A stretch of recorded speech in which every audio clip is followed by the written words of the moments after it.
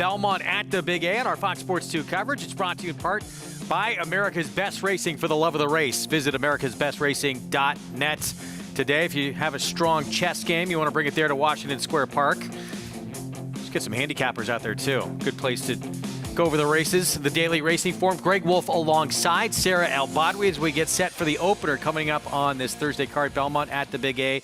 And we're going to jump ahead and look ahead to that 7th race. Very competitive allowance optional claiming race coming up. It's like a mini stakes race that we have later on in the card today. Many of those horses have tried stakes races in the past. You can make a strong case for many contenders in their evenly matched group. Yeah, including Brad Cox's runner, Tabawatch. Manny Franco will be back aboard, a horse who just missed against one of my favorite horses, who's a very tough competitor, Olympic Dreams, last time out.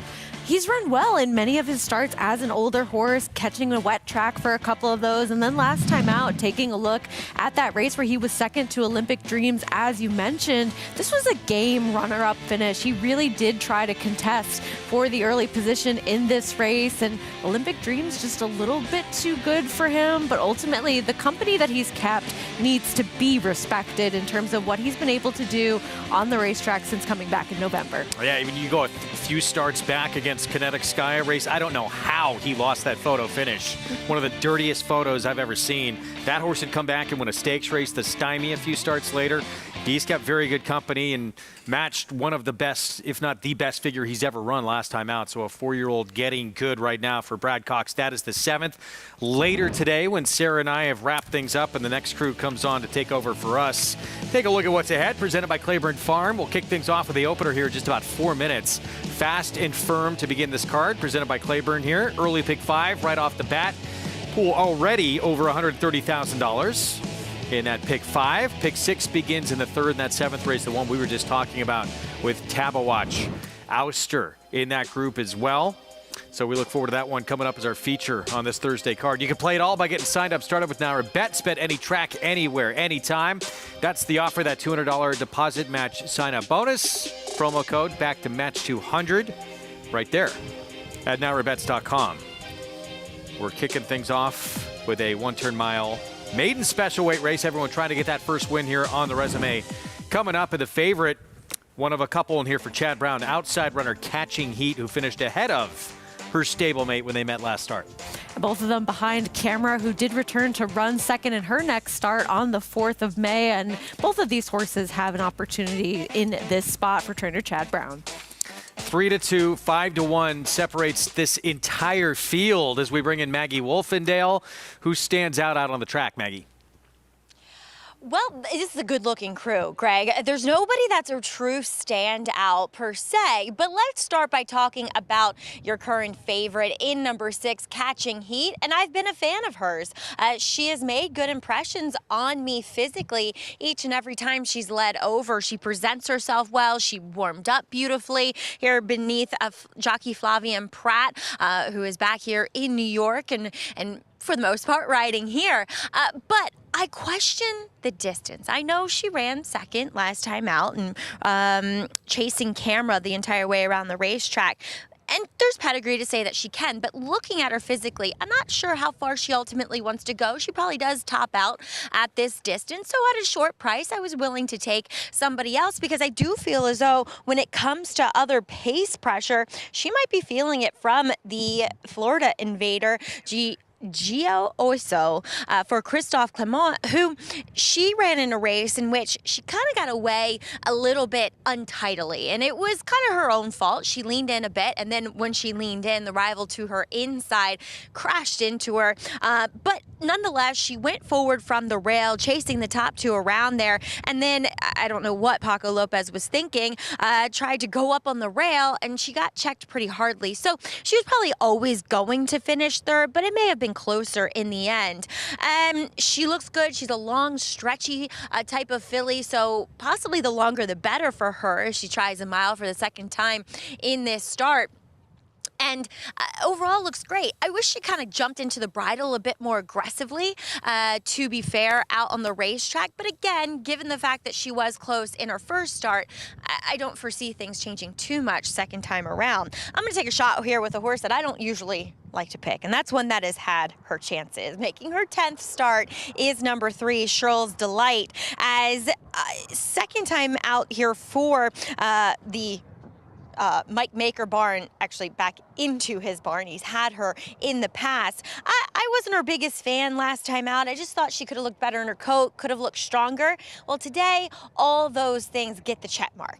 She's dappled out, her weight's better, she's stronger in her hindquarters, and I just feel like she could set up shop getting the right trip here today. Trevor McCarthy aboard for the first time, and like I said, Greg, she's had her chances, but I feel like today she might be doing better than ever. Yeah, she's consistently run pretty strong figures. We'll see if she can break through today. Career start number 10. Meanwhile, that Florida Invader on the rail for Christophe Clement. Looks like there's a lot of upside and had a very difficult trip in that debut.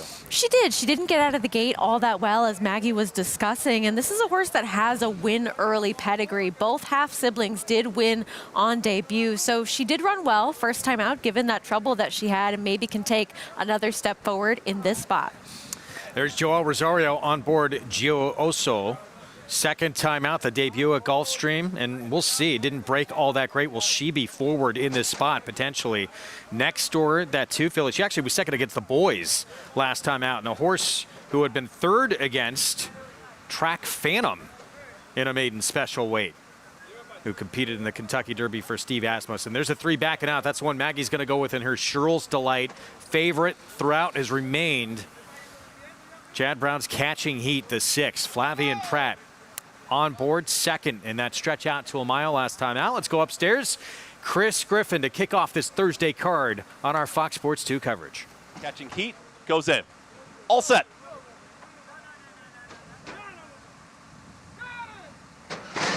And they're off. Just Music goes right to the front, and there's Catching Heat up on the far outside. Joining them at the rail, there's Joyoso is now joining these leaders, and they're 3 across the racetrack, as immediately Joyoso will now take back, is in behind the battling duo. It's Catching Heat towards the outside of Just Music. These two head and head as they hook up with the backstretch. Center of the racetrack comes Shirl's Delight. Is going to stalk the pace setters. Joyoso is now a touch rank here, second to last, as rein back in is towards the back end of the field with Save Time. They work up the backstretch here, easy opening quarter, 23-3.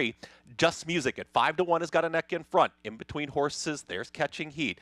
Cruising along is within a neck of the lead. Just off of them towards the outside, there's Shirl's Delight is now third. At the rail is Joyoso, who is now rallying up towards the inside, has reclaimed fourth. The trailer, Save Time. Less than a half mile to go. Just Music continues to lead, but Catching Heat with a perfect journey so far. Shirl's Delight is launching a 3-wide run. Joyoso is right in behind. Now that lineup of 3 and Save Time still the trailer. Very tightly bunched here in the opener. They went 47-3 for the half-mile time. And here comes the run from Shirl's Delight 3 wide. Catching Heat is all in between horses. Just Music is back to third. Joyoso is trying to rally onto the red cap. Save Time is still towards the back. They just brush, and it's Catching Heat who's still in front. Catching Heat has now kicked on, is up by a half length. Shirl's Delight continues to challenge, is wandering a touch here in the stretch. Save Time is moving up late from third. Catching Heat is almost there. Catching Heat, Save Time is going to try one final time. Catching Heat needs the line. Save Time lunges. Catching Heat in a photo with Save Time. Catching Heat looked to get it over Save Time. Shirl's Delight in 1 minute 38.30 seconds. Stablemates run 1-2. Looks like it's Catching Heat here, the favorite under Flavian Pratt to kick off this card. And this is the horse that did all of the dirty work early on in this race, battling with Just Music on the front end, still holding off, we think, her stablemate, who was making that lunge late towards the finish line. It's a close photo, but I think Catching Heat held on as well. Yeah, the 5 never really put that nose in front until after the wire. Catching Heat will get this win. Chad Brown barn, Wise Racing, Flavian Pratt, 7-5 favorite to kick off our card. Unofficially has been posted 6-5-3-2.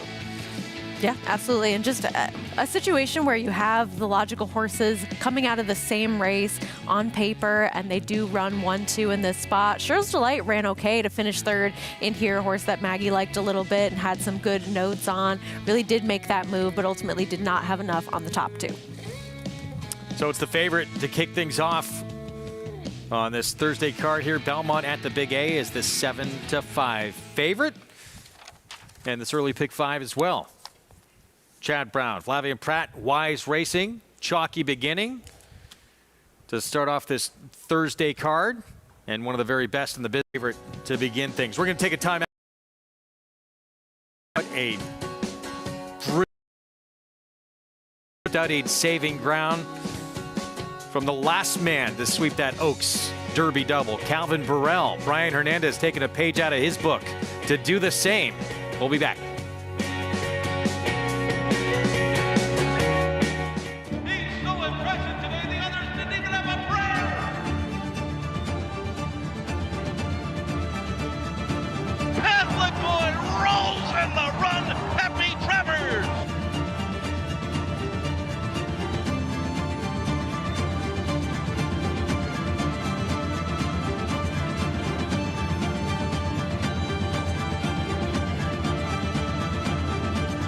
Catholic boy standing at Claiborne Farm.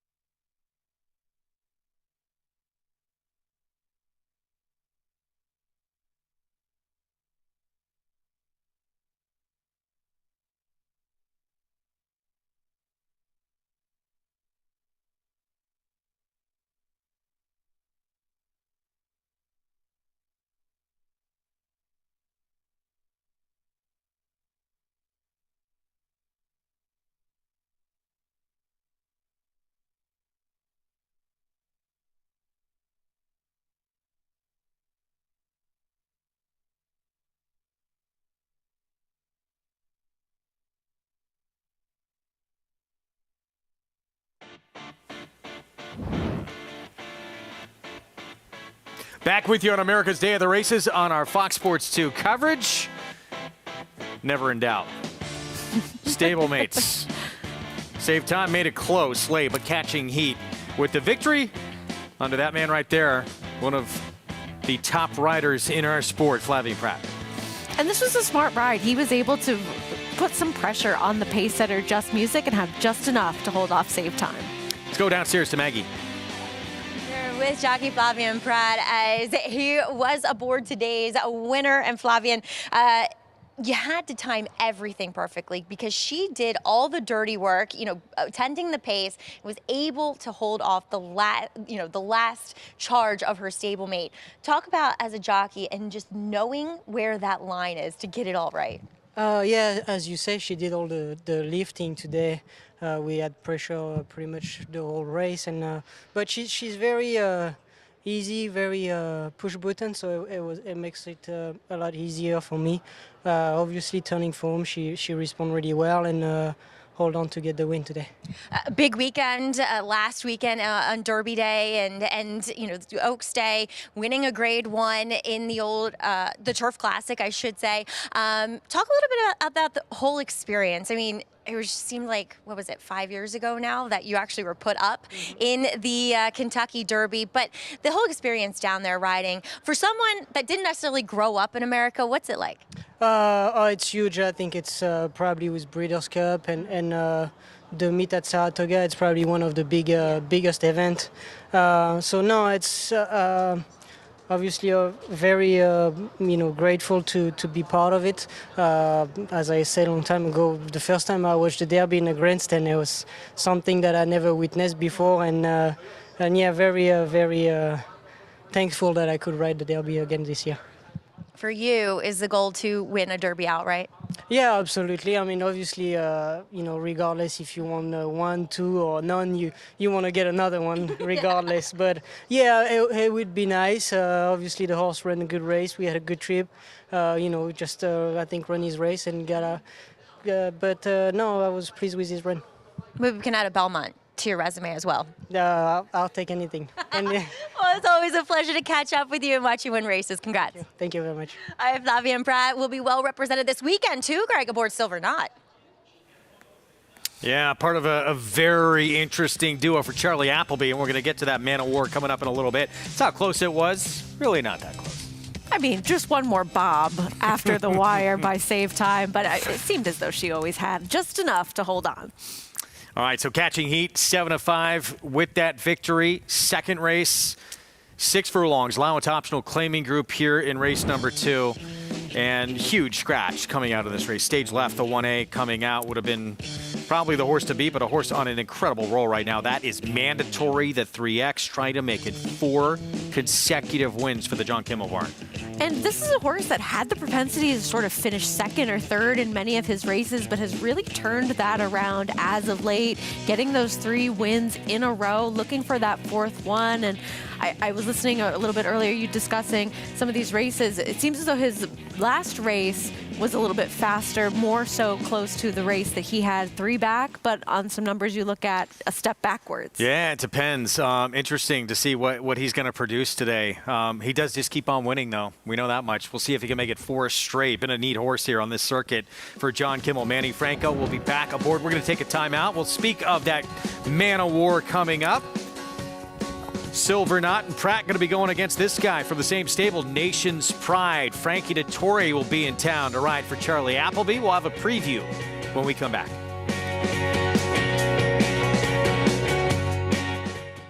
Spun to Run. His brilliant speed figures were among the fastest of any 3-year-old at a mile or more, and he hails from the legendary Danzig sire line. Now, this multiple graded stakes winner, millionaire, and Breeders' Cup champion is passing his remarkable talent along to his progeny. 95, 5, 200, 200 down, 2, in the back, Patrick, 200,000, thank you. Spun to Run, standing at Gainesway.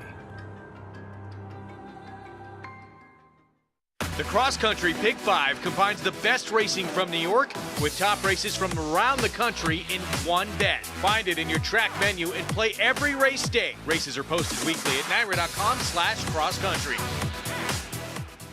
RaceLens is the most in-depth product in horse racing with unique features found nowhere else. True odds, predictive analysis, and pace projection. RaceLens. It will change the way you follow horse racing and take your game to the next level.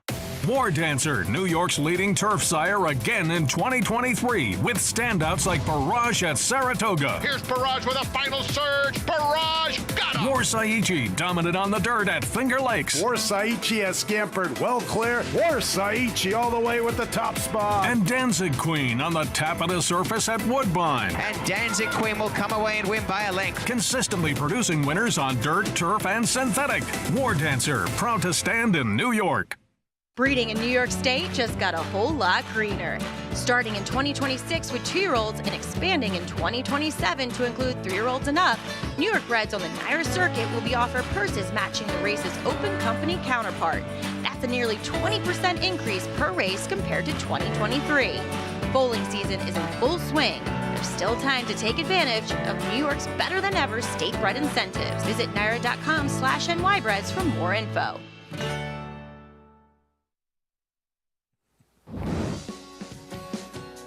Back with you on America's Day at the Races on our Fox Sports 2 coverage as we kick off another week of action here. Belmont at the Big A. Greg Wolf, Sarah L. Bodwy, and waiting to see what that Preakness field is going to look like. If our Kentucky Derby winner is going to show up. Sounds like Mystic Dan is doing very good, and now it's potentially back on the table that he keeps that Triple Crown dream alive. Let's take a look at this incredible trip and brilliant ride he received from Brian Hernandez Jr. right out of the gate. You know, door knock, the one, broke in a little bit. Sierra Leone did not break sharp, and that allowed Mystic Dan and Brian Hernandez to slip right to the fence. And taking that early position away from a horse that was going to be forwardly placed in door knock really gave him an edge to save that ground on the inside, be the horse that was able to sit just off of those main pace players and really put another one at a disadvantage early on in this race. This was a smart ride through and through at every point of call by Brian Hernandez Jr. to stay right on the rail, which can be a very risky move, yet it somehow ended up working out perfectly for him as he was able to keep that position and be the horse that was attending the pace closest that was still around at the end. Every inch obviously mattered in saving all that ground. Turned out to be the winning move. We'll take a look at another very brave move he made. Scraped probably a little bit of paint making that move on that very tight opening on the inside. The second this, if it even was a hole, opened, no hesitation to go right through. And I mean, having the horse to get you into that spot is key, but also having that bravery to sort of see a spot that may not have even really been there and try to take it. As you can see, he's about to go towards the inside of Track Phantom, right around the turn here, and you can see him starting to draw away. Had just enough to hold off the oncoming Forever Young and Sierra Leone. Yeah, those two on the outside there, and you'll be able to see here how much drifting happens, and Sierra Leone continuing to move Forever Young further and further in.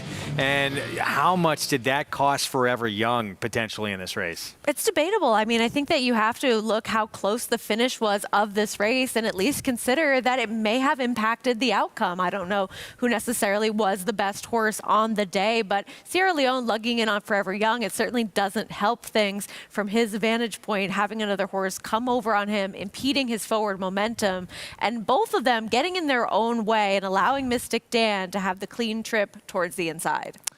Forever Young traveled 39 feet further than the winner of this race, Sierra Leone, 23 feet further. But yeah, continually bringing that horse in, that could mean a lot. But hey, it's about getting that trip, things going right, getting a little bit of luck. Things worked out for Mystic Dan. It was a brilliant ride from Brian Hernandez Jr. And again, he becomes the first rider since Calvin Burrell, who he studied all those rides leading up to this race to sweep that Oaks Derby double back in 2009. And for Kenny McPeak, he completes a career Triple Crown, which is pretty impressive. No one has really accomplished what he was able to do in terms of training the Oaks and Derby winner in quite some time. It's a much longer stretch of time than our 2009 jockey that was able to do so in Calvin Burrell. So really an incredible accomplishment. And those two have been a pair for a very long time. So to see them succeed on the biggest of stages, it's got to feel like the fruits of the labor are coming true. 1952. Yeah, the last time that was accomplished in Oaks Derby double by a trainer.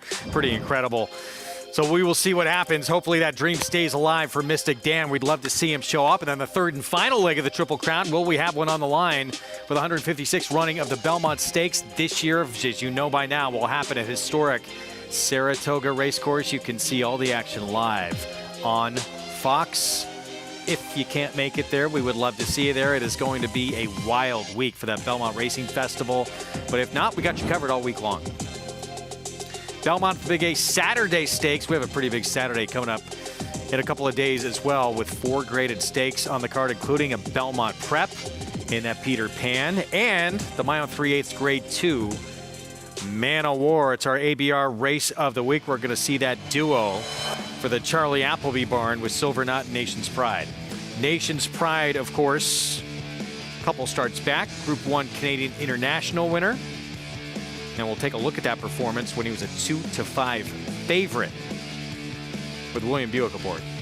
he's been impressive when he's been in the States or even up in Canada as he is here. And this was just a dominant effort from a horse that when they get bet, these Charlie Appleby horses, when they come over to the States or when they come over to North America in general, they almost always end up delivering. And this was a nice performance from him, able to run down a horse that was forwardly placed in this race, a 104 Beyer speed figure. And these are the types of closing kicks that we just don't necessarily see quite as often from some of our American turf horses. And while he didn't run quite as well in his next start, you have to imagine now coming back over here, he's had success in the U.S. before. He's run well in the Saratoga Derby, winning the Jockey Club Derby Invitational, even going off as the favorite in the Breeders' Cup Turf and finishing behind horses like Rebels Romance, Stone Age, and Warlike Goddess. I mean, you know that he's been capable of handling U.S. turf.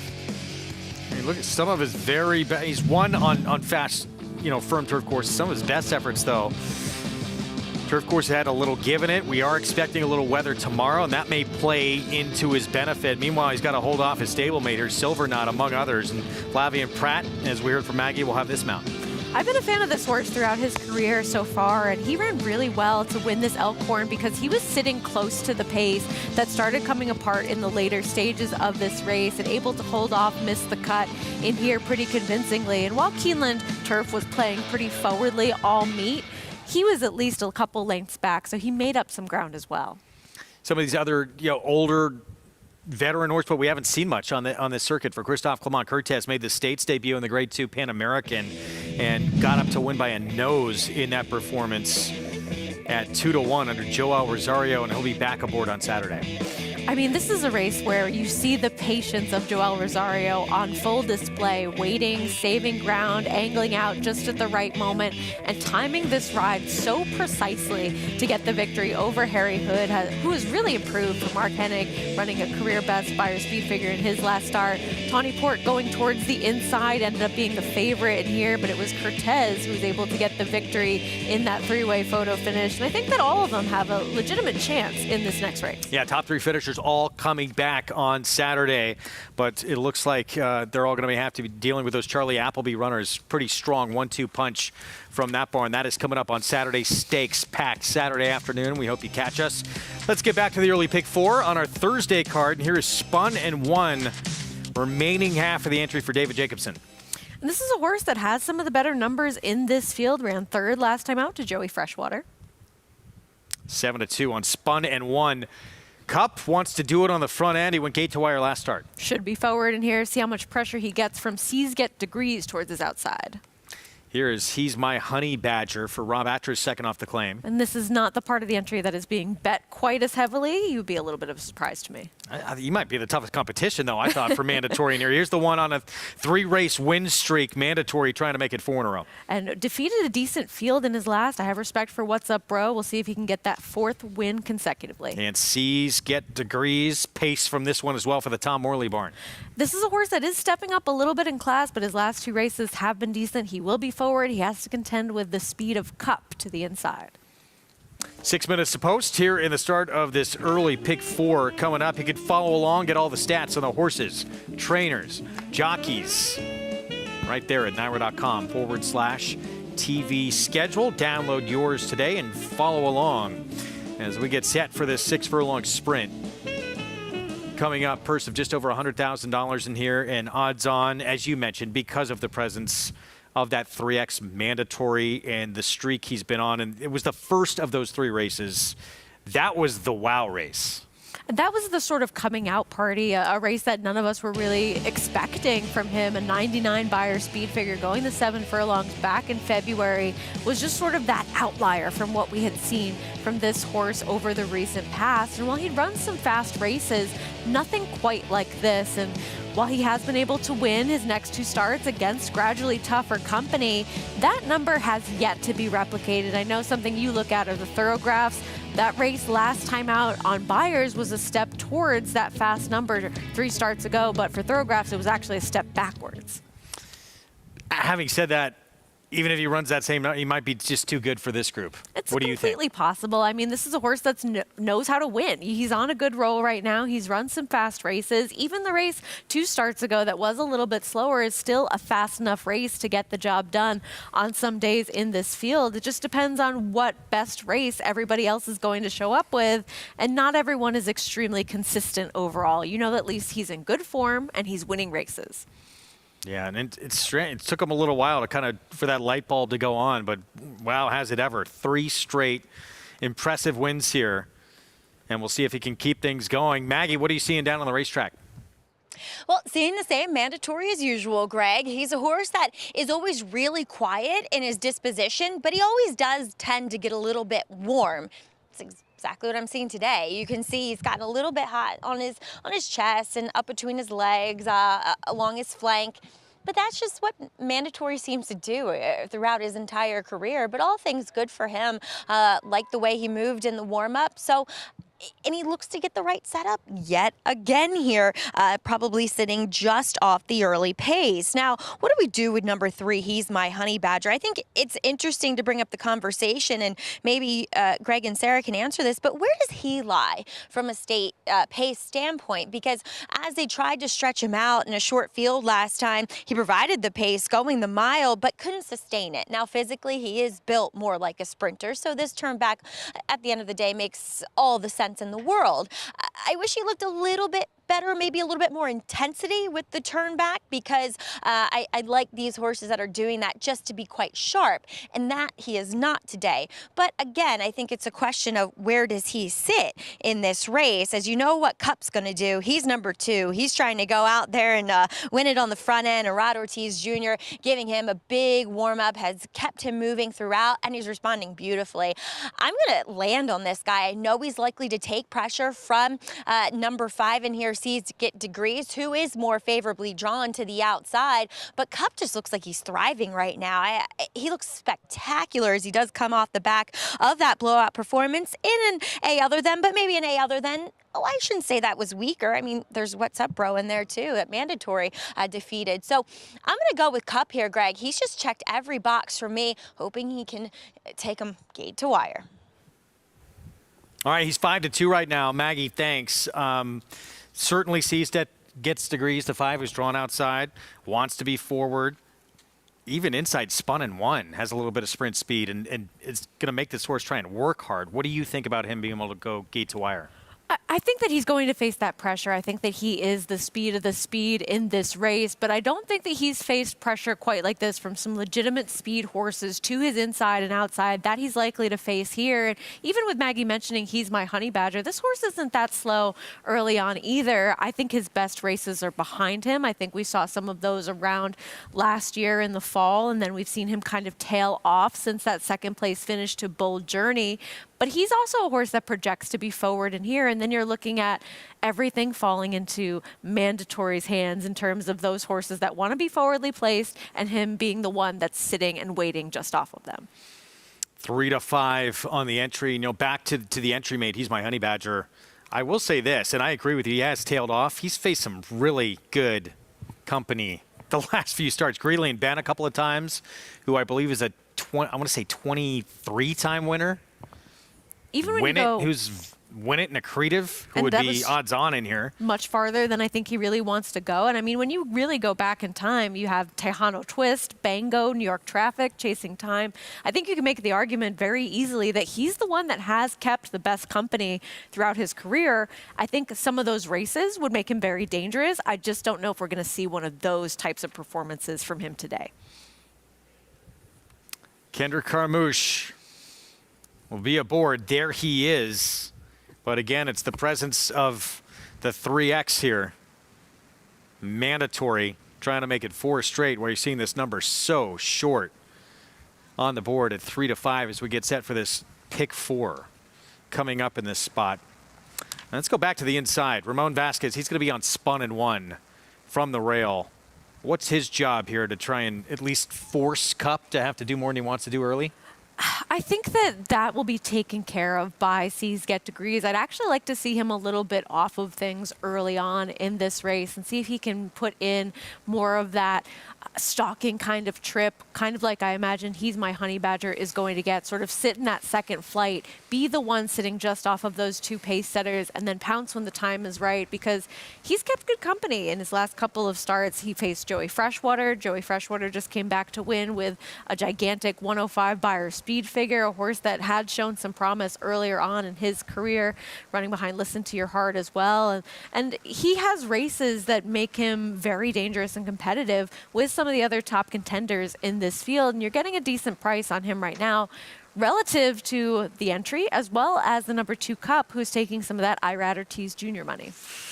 Yeah, we're never going to get much value with Irad. That's the case here with Cup down to 5-2, but all about mandatory in this spot, at least in the eyes of the betting public. Can he make it 4 consecutive wins in a row and keep things going for trainer John Kimmel? This 7-year-old really has hit his stride since that streak began back in mid-February. Start of this early pick 4 on our Thursday card. Let's go upstairs. Chris Griffin with the call.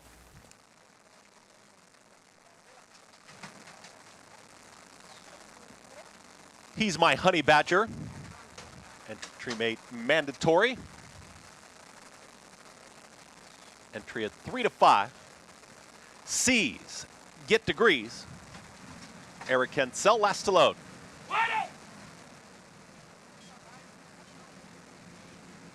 And in. All set.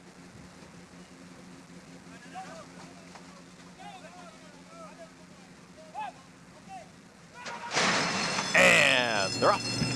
Mandatory was off a step slow, is already about 2 lengths the trailer. Seas Get Degrees with the speed, and Cup goes right after him. These two are going to hook up. He's My Honey Badger is going to range up on the outside, and just having to steady there was Cup. As crossing over came, Seas Get Degrees, who's now a lone leader, is up by 3/4 of a length. He's My Honey Badger in pursuit towards the outside. Then comes Spun in 1, who is towards the outside here of Cup, and they're now a shared 3rd and 4th, and Mandatory will have to pass the field. 22.45 for the opening quarter mile. Seas Get Degrees is now ahead in front with He's My Honey Badger fully in pursuit. Just behind them, that's Spun in 1. Cup is asked the question towards the inside, is not cutting into the margin. Mandatory is going to have to pass them all, but the entry mate is now in front. He's My Honey Badger has taken the lead. It's He's My Honey Badger down the center of the racetrack, splitting rivals. Here comes the run from Spun in 1. Seas Get Degrees is not done yet. Fights back towards the inside the final furlong. He's My Honey Badger is up by 1.5 lengths now, 2, and drawing away late. He's My Honey Badger. Kendrick Carmouche. They'll win this one at 3-5. He's My Honey Badger. Seas Get Degrees. Spun in 1. Mandatory. And Cup in 1 minute 9 and 3. He's My Honey Badger had been facing the toughest company of anybody in this field, and he saves the day here for this odds-on entry. Mandatory. That streak comes to an end. Kendrick Carmouche, Rob Atras, though, with the 3. And this is one of those situations, as much as we lament entries and wanting to be able to bet the horses that we ultimately do like in each race, if you liked Mandatory, you were saved today by He's My Honey Badger, a horse who had been facing some decent company in the past, but really was not the favorable one that was taking all of that early money. And Mandatory, yes, he got out of the gate a little bit slow, but he really had nothing to offer in the stretch of this race. And Seas Get Degrees with an aggressive intent ride by Eric Hensel, holding on for second. He made sure that Cup did not have the opportunity to challenge for that early lead. Kendrick Carmouche for Rob Atras. Silks of Michael Dubb, and He's My Honey Badger. 8 wins now and 26 career starts. Big performance here, saving the day for the 3-5 entry to kick off this early pick 4. 109 and 3 final time. And He's My Honey Badger really showed up today. He did. I mean, he was actually getting a little bit of class relief if you look at who he's faced in the past. I thought this was a horse that was tailing off a little bit, but maybe you make the excuse second off the claim, now cutting back in distance to one that he has been able to handle in the past, and just sitting that right kind of stalking trip off of Seas Get Degrees and having enough to pull away. Here he is, scooting away from this group. He is moving to a new barn, we've been told, and Spun in 1 is as well, the 3rd place finisher, both claimed out of this race and moving elsewhere. So He's My Honey Badger with the win. There's Kendrick. waving to the litany of fans he has here in South Ozone Park, New York. He's popular wherever he goes. Man of the people. We love having him on the set, too. He's been a guest on our show a few times. We're going to take a timeout. When we return, we will talk Belmont Prep and the Peter Pan for deterministic. Can he get back to that form where he looked like he might be a major contender in the Kentucky Derby? Stay with us.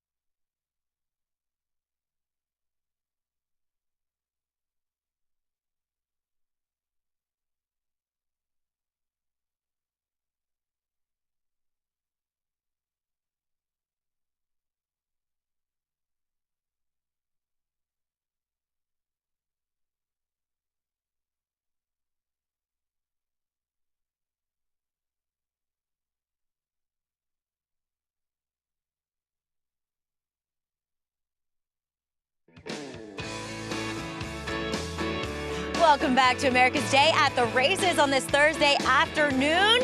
It wasn't the quote-unquote favorite part of the entry, but He's My Honey Badger does the job and does it emphatically. Pleased to be joined by winning trainer Rob Atras here. And Rob, He's My Honey Badger turning back in distance, second off the claim for you, really kind of did the trick. And I thought Kendrick being aggressive with him also helped his chances too. Yeah, definitely. He broke really good today, and Kendrick got him in a good spot just off the pace, and he really showed up today.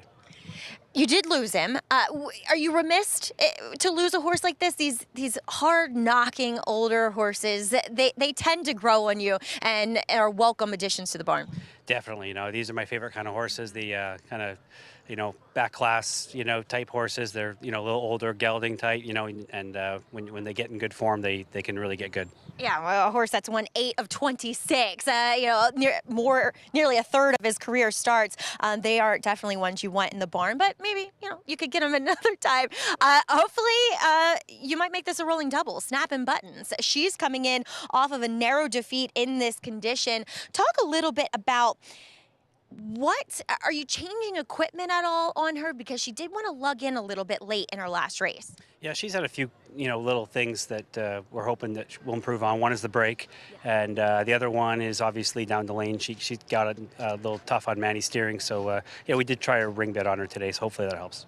Is it also just a learning experience? Obviously, this is only your third career start. Yeah, just being a little bit green, you know, and trying not to make too many extreme changes, but, you know, hopefully torque a little bit here and there and help it out. Well, wishing you the best of luck. Congrats here with He's My Honey Badger. Thank you. He is. He's a real cool horse, guys. He's my honey badger getting the win for this entry. Short and sweet time with Rob Atras.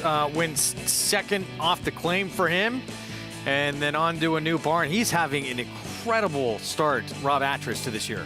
Yeah, he's just very sharp in the claiming game, and this is a horse that's actually been with him in the past and run well, so it was a reclaim for him. They lose him. They might take him again in the future, but they know that this is a horse that does run well for them in these sprint type of spots, and he saved that favorite entry, mandatory, not really showing up today. Third race, 6 furlongs, starter optional claiming group for 3-year-old fillies. And the one Maggie had asked about, snapping buttons for Rob Atras. Just missed by a neck after winning the debut. First time out. Manny Franco will be aboard. This horse has run well. I mean, this is a horse that debuted for a tag against State Breds and won with a lot going against her. Didn't break all that well, had to circle the whole field, and then ran a very credible second in that last start while being a horse that was forwardly placed. And, I mean, just taking that step up in class and doing so well, you have to think this horse has some talent and some ability. Race that's been pretty important to having success in the Belmont Stakes coming up this weekend. That is the Peter Pan. We saw it just last year, and we're going to see a horse among several others in this group this year. It looked like after that Gotham victory, he might be the goods, Deterministic, who was just brilliant off the bench. He was incredible. I mean, he was a horse that showed so much promise as a 2-year-old and sort of similar type of tactics where he didn't break all that well. He had to circle the field and go wide. Comes back with such an impressive victory here in the Gotham over a sloppy sealed surface, and just so professional to split horses and be able to get the win over Just a Touch and El Grande O. A little disappointing in the Wood Memorial. Didn't really have much of an excuse for him in terms of that running of that race, but he looks to rebound in here. He may be going 1 1/8 is going to be a little bit too far for him. We'll find out in this spot, but ultimately you got to give him another opportunity based on those first 2 races. And no question, he's shown so much ability, and just kind of perplexing at 4 to 5 that he did not show up in that Wood Memorial. So can he get back on track and launch himself back into that third and final leg of the Triple Crown of the Belmont Stakes? Joel Rosario will be back aboard, the only pilot who's been on him in all 3 starts for the Clement barn. Meanwhile, the Wine Steward, that's exciting New York bred, won the first 3 starts of his career, just missed against Locked in that Breeders' Futurity, and then came back for his 3-year-old debut against, you know, Encino was going to be way overmatched, but he actually ran a very big figure in his dirt debut in the Lexington.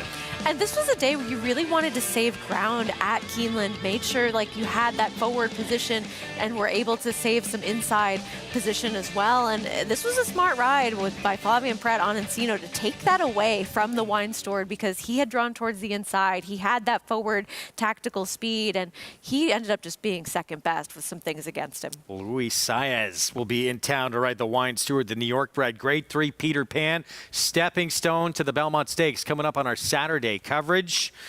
Looking forward to it. We're going to take a timeout. Also coming up on Saturday, opening day, and we'll have live coverage from Monmouth Park. Lafitte, Pauly, Rajiv will be live on site for opening day Saturday in Oceanport, New Jersey. We'll have a preview of things to come right after this. Volatile in front as they pass the 16th pole. Volatile victorious in the Vanderbilt, won by 2 lengths. Tremendous amount of talent with his win in the Vanderbilt, as well as a couple of his wins at Churchill Downs. Ran unbelievably fast. Very special family to me. Perfect style for 2-year-old sales. Just a gorgeous horse and throwing very athletic horses that I think will run. Victoria in the Vanderbilt. The Cross Country Pick 5 combines the best racing from New York with top races from around the country in one bet. Find it in your track menu and play every race day. Races are posted weekly at NYRA.com/crosscountry. RaceLens is the most in-depth product in horse racing, with unique features found nowhere else. True odds, predictive analysis, and pace projection. RaceLens. It will change the way you follow horse racing and take your game to the next level. War Dancer, New York's leading turf sire again in 2023 with standouts like Barrage at Saratoga. Here's Barrage with a final surge. Barrage got him. War Saichi dominant on the dirt at Finger Lakes. War Saichi has scampered well clear. War Saichi all the way with the top spot. And Danzig Queen on the tap of the surface at Woodbine. And Danzig Queen will come away and win by a length. Consistently producing winners on dirt, turf, and synthetic. War Dancer, proud to stand in New York. Breeding in New York State just got a whole lot greener. Starting in 2026 with 2-year-olds and expanding in 2027 to include 3-year-olds and up, New York breds on the NYRA circuit will be offered purses matching the race's open company counterpart. That's a nearly 20% increase per race compared to 2023.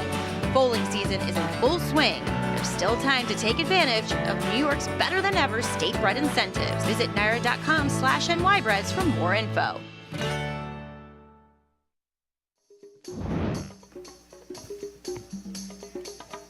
Opening day and going to be part of our coverage ongoing out at Monmouth Park. Looking forward to it. As mentioned, we're going to have Lafitte, Rajiv, Paul Laduca live on site. JK will be there as well. And the MIG was on hand for the press conference to kick things off. Have you been to Monmouth? I have. Well, it feels like home to me now. I've been coming here for 10 years. I bought a house here 5 years ago. Now I'm married, have 2 small children here. So we love coming back to Jersey Shore, love coming back to Monmouth. It's a very family-oriented place. Yeah, just love being back here. It's such a wonderful place. The people here are fantastic. There's really high-quality horses, really high-quality horsemen. Last year, I got to learn a lot. I got to ride some really exceptional horses and develop new relationships with some really wonderful trainers, jockeys, lots of people to learn from. The atmosphere is fantastic. Loads of people come to the races. It's amazing. And my brother and I grew up at Monmouth Park, and it's a special place, beautiful racetrack. Dennis Reyes and his team, they've kept the beauty of this track, and with their efforts, we're here still racing, which is unbelievable. We're looking forward to it. It's going to be great to have Monmouth join our lineup again. That begins on Saturday, opening day of the meet.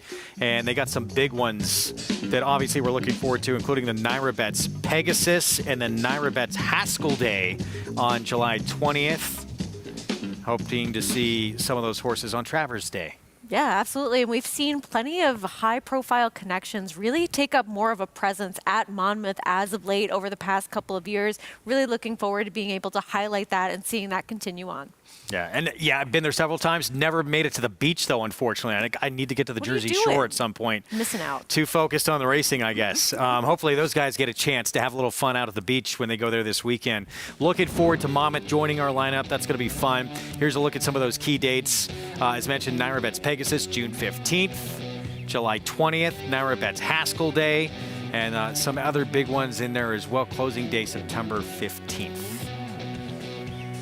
All right, let's get back to our action here on our Thursday card. Third, Belmont at the Big A here. This 3-year-old filly 6-furlong sprint coming up, and Rob Atras looking to go back-to-back, snapping buttons. What'd you think of the 5 in here? I think she has ability. I mean, this is a horse that has those little quirks that do need to be ironed out, that we heard about a little bit more from her trainer, Rob Atras, before we went to break in terms of the lugging in and getting out of the gate a little bit slowly. But it's a work in progress with these young horses, and I did feel as though there was a step forward from start 1 to start 2. There she is, Maggie, snapping buttons. We'll see if Rob Atras can go back-to-back. Yeah, exactly. Capizone rolling double here, Greg. And snapping buttons, I have not had the luxury of seeing her prior to this third start of her career. But as Sarah said, I love the forward progression that we saw, at least in her form line and the figures that she produced from first to second start. I also like what I'm seeing from her here. She's got some size, she's got some scope to her. You know, she kind of looks like one of those better Union Rags daughters or progeny of Union Rags that you tend to see, because a lot of them, you know, they kind of flummox their trainers in the morning. his sons and daughters and that they don't train very well, so you don't often know what to do with them. But the ones that do kind of give you a hint of something, they do tend to be the better ones that show up and are pretty good dirt sprinters to milers. And that's exactly what she looks like here, as Rob said. She's wearing that ring bit with the rubber figure 8, so kind of keeping her mouth closed, though giving her a little bit of flexion, as well as a tongue tie too on her. But mentally, she's really representing herself well. She's focused. She's nicely engaged and on the bridle. So I like what I'm seeing from Snap and Buttons as a horse that I wasn't necessarily expecting to take a liking to is number 2. Isn't She Cozy? As she's second off of a layoff, she took the dip down to the maiden 40 to get the win. I will say she was able to get the better of a 1-2 shot and looks first. So, but again, you kind of question the overall quality, and she certainly takes a step up in class here. And I really like the way she was hitting her best strides late, but that was going 7/8, and now she has to turn back to the 6. She makes a great impression overall. Very fit, just looks as though she's doing well for this second star off the bench. I just wonder, Greg, is she one that ultimately is going to want a bit more ground than this? Well, we will find out coming up in just about 8 minutes or so. Meanwhile, what a weekend it was in Louisville for the reigning Eclipse Award winning rider, Irad Ortiz Jr. You could say he had a pretty good weekend. I mean, on big days, Irad Ortiz Jr. just shows up with so many horses that might not even expect to get to the winner's circle, some big prices, and that's the time to get those big prices on him to get that fair value in terms of horses like Dynamic Pricing, Cogburn, and even Chili Flag paying to over $10 in there. And so, I mean, no success necessarily in the Oaks or the Derby, but he had a pretty good time over at Churchill over the weekend. He showed up in a big, big way. And you're right, Brian. I mean, you do not see those kind of numbers on any mount he gets except on huge days like that when you have so much talent assembled. And when you have such competitive fields where he kind of can fly under the radar just a little bit with certain horses that may not be as fancied by the betting public, but you don't usually get those kinds of prices in fields like this at Belmont at the Big A. And you can see right now 2-1 on his mount, co-favored with a couple of others.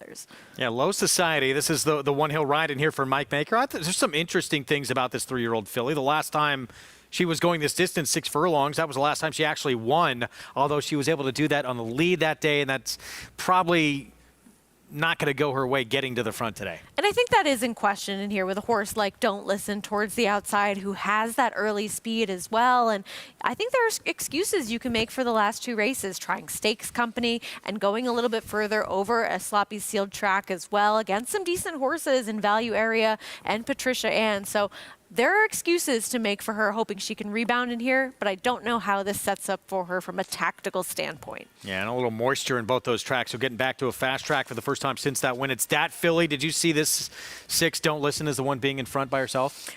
I don't know how much pressure is going to be able to be applied from the inside from Low Society. She has that speed. Amy's Light, long shot, went by at 16-1. Here's Isn't She Cozy for Carlos Martin. A horse that will have to get a little bit faster, but got some good notes from Maggie in the paddock. Progeny, George Weaver cuts back in distance, 6-1. And I do like less distance for this one, a horse that has handled sprint distances in the past. We've seen Kinsell be aggressive today so far. There's Irad Ortiz Jr. on Low Society for Mike Maker.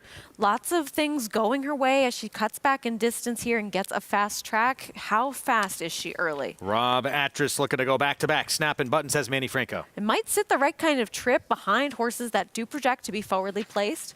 And the Speedster, who was third, beat less than 2 lengths to Snap and Buttons, but that was off a 4.5-month layoff. And possibly can take another step forward, a horse that does have that 2-year-old form to go on, having broken her maiden for $75,000 with a 70 buyer. Approaching the 4-minute mark to post here in this third coming up to start the pick 6 on our Thursday card. I want to remind everyone, Now Our Bets contests have returned. $40 Friday feeder contest. I got it out. It's a low-cost way to earn your entry into the $300 Saturday contest. It was dicey. Registration closes before Belmont at the Big A's 3rd on Friday. Visit NowRA.com/contest to get involved. Good luck to everybody playing. Never in doubt. So 9-5 favorite. Wow, Low Society. I am surprised by that, but maybe not because of the man who's aboard. Meanwhile, there's Snap and Buttons. So Manny Franco, Rob Atchis, first time out, did not break all that great, still was able to get up and win, was dominant that day. Look a lot better start number 2, 5 wide early on in this race and just missed by a neck. And this was a big step up in company for this horse relative to who she faced first time out. She was really well meant on debut, going off as a short price favorite and overcoming a lot of trouble in that race to get the victory, and ultimately couldn't quite hold on until the end and here over Controlled Temper, who was favored in this spot. But this was a situation where we did see that step forward at least. And now with those equipment changes, with a little bit more racing experience, if she takes another step forward in this spot and sits the right kind of trip, she is a very likely winner of this race. And Rob Atchis obviously going well today so far with He's My Honey Badger winning the last race. And it looks like it's going to change. That's silly right now that Low Society is that the favored at that number, but it looks like may wind up actually being third choice by the time that the race goes off in here. Snapping buttons back to 9-5 favoritism in here. And then outside, we've talked about Don't Listen. Looks like she has the speed to control in here under Jose Lezcano and may have just gotten a little bit tired off the bench last start. And talking about horses that have the right to take a step forward, she certainly is one of them, coming back off of the layoff after that last race, maybe getting a little bit leg weary in the late stages there, maybe has a little bit more stamina built in for this race here and could possibly be that advantageous outside speed. Well, it never fails here in New York. Rat Ortiz Jr. always tracks a ton of attention. Or Maggie, are we missing something? Is Low Society deserving of this short price? No, I don't think we're missing anything. As you said, Irad, he's driving the horses, he's driving the board. But Low Society, look, I think the 2 outside fillies are much more likely winners than Low Society here. She looks to be doing well, but I think you guys brought up a great point in which I can observe and see with her, and that her 2 wins and her best races so far have come on wet tracks, sloppy sealed ones, or excuse me, no, I take that back. She run on a sloppy track, and then last time she ran okay on that sloppy track. But watching her warm up today, I feel like there's better moving, better built horses than her. And I think she's one that does prefer the lead, which I'm not sure that she necessarily gets that here over number 6, Don't Listen. As Don't Listen, she was a little bit nervous in the paddock, but they kept her away from all the other horses, saddled her with the pony, and it kind of continued out in the racetrack. But she's a really nice mover that's very light on her feet and just really has that aerodynamic type of build to her. So like I said, I feel like the 5 and 6, Greg, are definitely the 2 you want. Feels like the board's starting to even out now. All right, we will see. It looks like, yeah, I think by the time the gates open, we're going to see that on the board reflected as well, even with a Rat Ortiz Jr. on Low Society in here. But we'll see. I mean, look, no one's going to be shocked if this filly, the 4, can't get back to that, fast track performance where she ran very good. It just seems like she did it that day on the front end, and with this filly in the race, it's going to be hard to get that kind of trip. It is, and especially with the post position draw, because you have the outside speed horse being one that we think might be a little bit faster early on than she is, and she does end up being towards the inside. And when you have that situation, I always tend to gravitate towards a horse that has that outside speed unless I'm really ultimately convinced that the horse to the inside is quicker. And in this situation, I'm not. So I think that going to a horse like Don't Listen, who has that upward trajectory available to her based on what we've seen in that return race and what we saw from her as a 2-year-old, I think that tactically she has that little bit of an edge over Don't Listen. But the horse that really benefits the most is Snappin' Buttons, who is your current favorite now at 9-5. And it could be sitting just off those 2 early on. Probably right behind Low Society. What about Progeny, the 3? We haven't really talked about this George Weaver filly cutting back in distance. She's 7-1 right now, the 3. Any interest in her? I think that with her, she's a horse that was highly thought of to start her career, especially when she was switching over to the dirt, as she was dropping in for a tag at a short price. Then she ended up getting that 2nd place finish behind Antenna and Low Society. And while she was able to handle a stretch out in distance, I think that now there are just horses that are faster than she is. She hasn't necessarily taken that big step forward from 2 to 3 that you like to see, showing that progressive improvement, whereas some others that are a little bit more lightly raced have that upward trajectory available to them towards the outside. So I like the cutback for her, but that is ultimately all I can really say is in her favor in this spot. Yeah, I mean, I guess with the 5 and the 6, it just seemed like more upside there. Lightly raced with snapping buttons. The 6, the Speedster, second off the bench, still relatively lightly raced as well. They are the top 2 choices on the board right now, but it's that filly right there for Rob Atras. Snapping buttons, the 5, 3-2 favorite.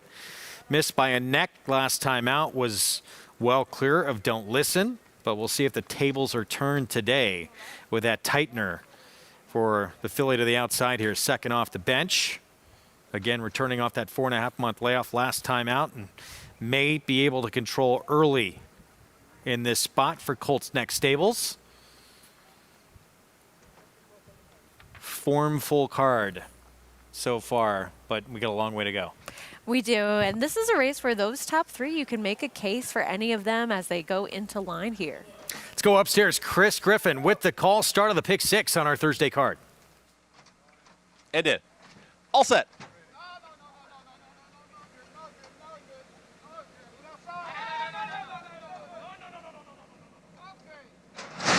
And they're off. Don't Listen has speed from the far outside, and here comes Low Society in between horses, and these two now hook up. It's going to be Don't Listen with a nose in front.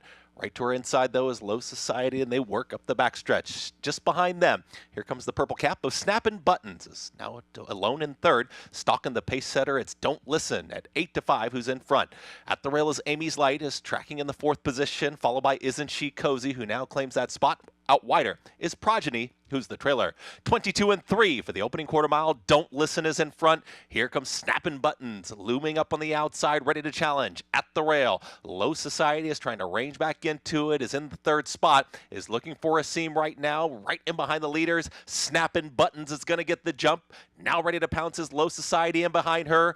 Don't Listen battles on towards the inside. Snappin' Buttons at the top of the stretch. 46 seconds flat for that half-mile time. Low Society is now rolling on the grandstand side. At the rail is Snappin' Buttons. Here on the outside, it's Low Society. Low Society pushes on by. Inside the final 16th, Low Society, Snappin' Buttons tries to come back one more time. Low Society gets the victory. Low Society over Snappin' Buttons. Don't Listen and Progeny in 1 minute 10.48 seconds. Rat Ortiz Jr. delivers, and we were certainly missing something here. She ran big, getting back to 6 furlongs, getting back to a fast track for the first time in her last 3 starts. And I guess what we were missing, it was mainly a change in tactics for this horse, able to sit and stalk very comfortably off the pace as she got back to that 6 furlong distance. Snappin' Buttons was a little bit more forward and taking sort of that pace pressing type of role against Don't Listen, and Low Society was the benefactor of that, sitting just off the 2 of them and having enough to go right on by. As Snappin' Buttons still a little bit green, still lugging in a little bit, and ultimately had to settle for second yet again. 3rd choice in the end at 2-1. Both the 5 and 6 went off at 8-5 in here. And there is Rat Ortiz Jr. working hard to the finish on this filly by World of Trouble. Who's now 3 for 7 in her career. And look, she'd faced some pretty tough company too the last couple of starts.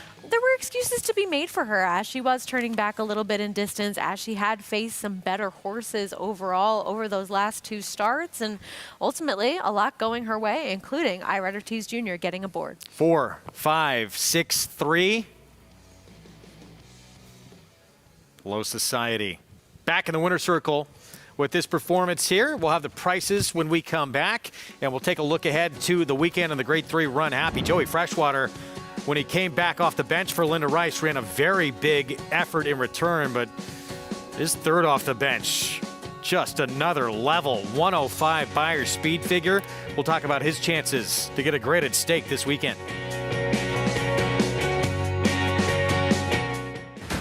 He's a running son of a gun. Papa Cap now has the advantage. A graded stakes winning 2-year-old. Grade 1 Breeders' Cup Juvenile runner-up at 2. Multiple Grade 1 placings at 3. Finished in the top 4 in 11 out of 12 starts. And from here on in, it's just a matter of how far. Papa Cap, an easy winner of the best pal. Papa Cap, standing at Walmack.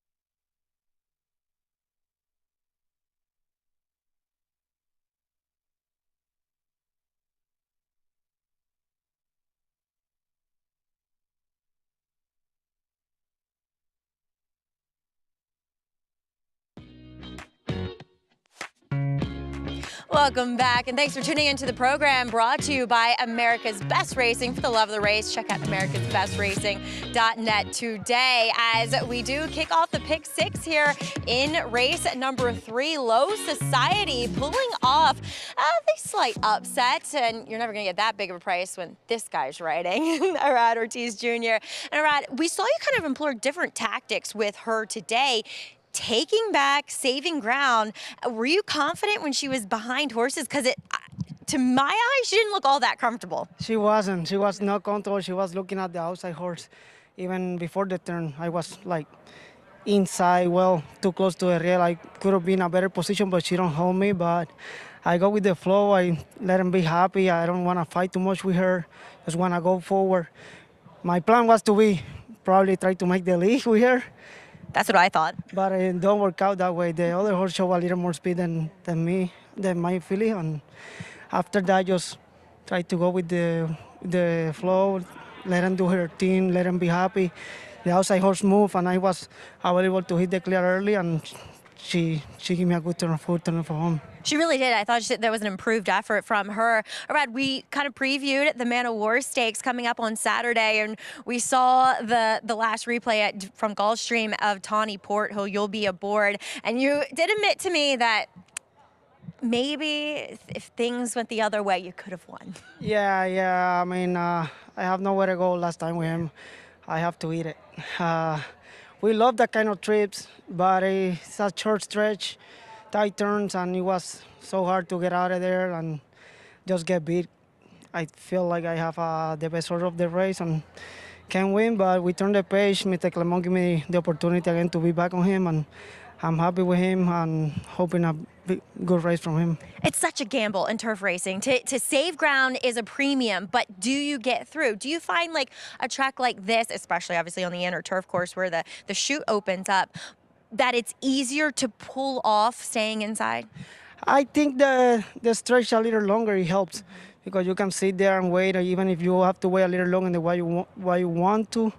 Somebody have to move, and you probably are able to hit the clear early. I mean, maybe a little late, but you're able to win the race still. Over there in that track, it's really hard when you turn for home and you inside and have to wait until somebody move and go around there and beat them. It's really hard. So let's see. hoping for a fairer trip this time around. Congrats here, though, Low Society. Thank you, Maggie. All right, Ortiz Jr. aboard Tawny Port, as he was saying, a little easier on Aqueduct, Greg, to pull those kind of ground-saving trips. He's just incredible. There's certain athletes that they just are built differently, and they just have that a different motor, and just goes full tilt every single time he's on the racetrack. And it doesn't matter what level of competition he's facing either, because he brings that A game in a $16,000 claiming race and in a grade 1.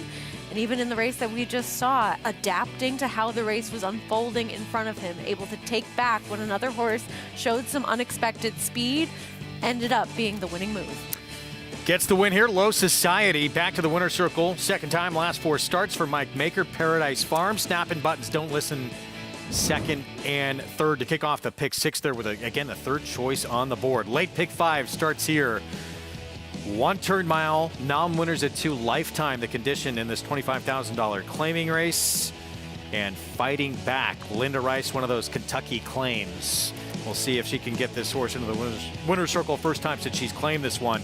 Faced a pretty tough group first off the claim. 2023, it was a historic run for Linda Rice. 5 straight training titles, culminating with tying for the lead on the very last race run at the Saratoga meet. She ended her year equaling a record for the most wins ever on the NYRA circuit. Rice talks about her background in the game and what she most wants to be remembered for.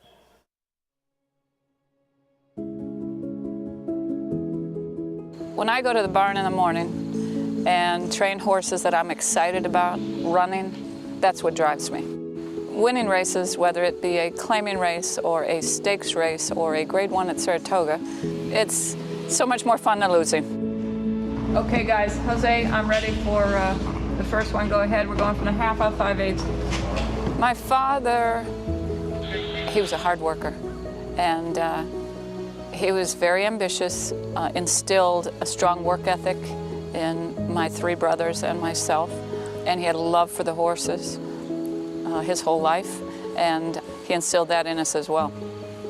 It's double booked in front. My first good horse was a horse named Double Booked, a grass horse, when I started training at Monmouth Park, an affiliate of my father's named Ready Jack Go. But I would say that City Zip was a very good 2-year-old. I brought him here. He won all 3 2-year-old stakes here. It's City Zip in front of the 16th. City Zip by 3. He would be the horse that really helped move me along the path that I am on now. He's going to win at Belmont. I like to claim a lot of young horses with lightly raised horses that I think have both potential on their pedigree side and, of course, conformation. So that's been a big asset to my claiming, which has been probably in the last 5 years I've been doing more of. Voodoo Song digs in. Is he going to do it? He is! Voodoo Song with a 4-star Dave! New York racing is, frankly, it's my home. I've been here for quite a few years. I have gone from a young trainer that was struggling to climb the ladder to being a mainstay in New York. And I think by not diluting my business at different venues, I think it's been helpful for me to be successful right here in New York. I'm all about New York racing.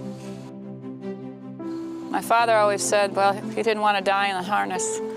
And I think about that sometimes, but I don't know what my day would be like if I didn't have horses to train or to be around or to be excited about. Linda Rice. I'd like them to say she was one hell of a horse trainer, and she earned it. I think just about everyone who's ever come into contact with Linda Rice would pretty much say she's one hell of a horse trainer. Just incredible what she accomplished last year. That run was so much fun to see her keep collecting meet title after meet title in the way it ended so dramatically with her getting her 5th in a row, tying Chad Brown in the final race of the meet. And she's had so much success with what we're going to see coming up in the next race, claiming horses out of Kentucky. She's been so wise and spotting those claims in such logical places and really being able to put horses where they're most likely to succeed, that's what's contributed to the kind of success that she's really been able to have over time, and just keeps smashing those glass ceilings and moving on up with what she's been able to accomplish. Fighting back, what'd you think real quick of the horse she has coming up here? A chance. I mean, a horse that is dropping in class a little bit, and it makes some sense coming up. I wasn't too enthused about that return race, but this is a softer field than what he faced last time out. Yeah, much softer. Is actually the favorite right now. Fighting back, 2-1 top choice on the board. Jose Lezcano will ride. There he is. Claimed off of Brad Cox last year at Churchill. Right now, the one to beat as we get set for the late pick 5 for Linda Rice.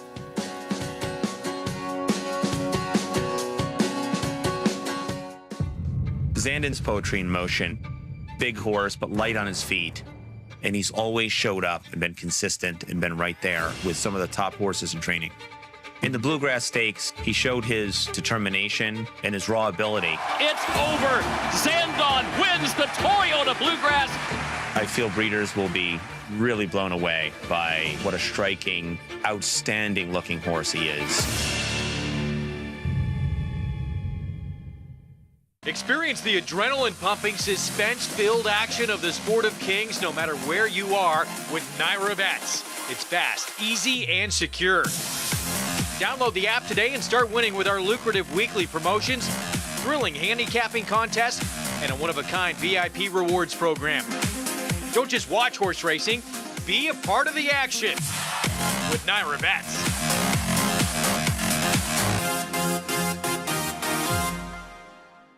Tonalist, a 4-time Grade 1 winner with 11 triple-digit buyers, including the Belmont Stakes and the Cigar Mile. He's already living up to his potential as a sire with multiple graded stakes winners, including Grade 1 winner Country Grammar and Grade 2 winner Tonalist Shape, plus multiple 6-figure yearling and 2-year-old sales. Proven on the track, proven in the sales ring. Tonalist, standing at Lane's End. Racetrack Television Network brings you every race, from every track, on every screen, every day. With monthly packages starting as low as $5, RTN gives you great value and access to more live HD streaming and race replays than anyone. Visit RTN.tv today to sign up and watch on almost any device, including Roku and Amazon Fire. RTN has packages that start at $5 per month.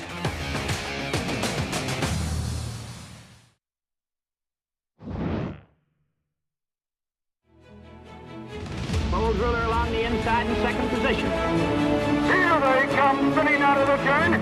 Secretariat now by 5 lengths. Few horses have stood in esteemed stall number 1 at Claiborne Farm, and all of them champions, legends of the sport. And down the stretch they come. Unbridled takes command. Who influenced the generations that followed. Today, stall number 1 belongs to Run Happy, who is looking to create champions in the generations to come. Bold Ruler, Secretariat, Easy Goer, Unbridled, and then Run Happy. Each of those horses were North American champions at one point in their careers. All in line, and they're off. Secretariat by 7. Secretariat 8 lengths. Fente just hand-righted onto the wire. He takes this to Travers by 2.5 lengths. You got to basically be a champion to live in that stall, and certainly Run Happy was. Whoever's after Run Happy will have to make sure he was a champion as well. Hopefully Run Happy will be able to keep his name on the door and add to the list of great horses that live in that stall.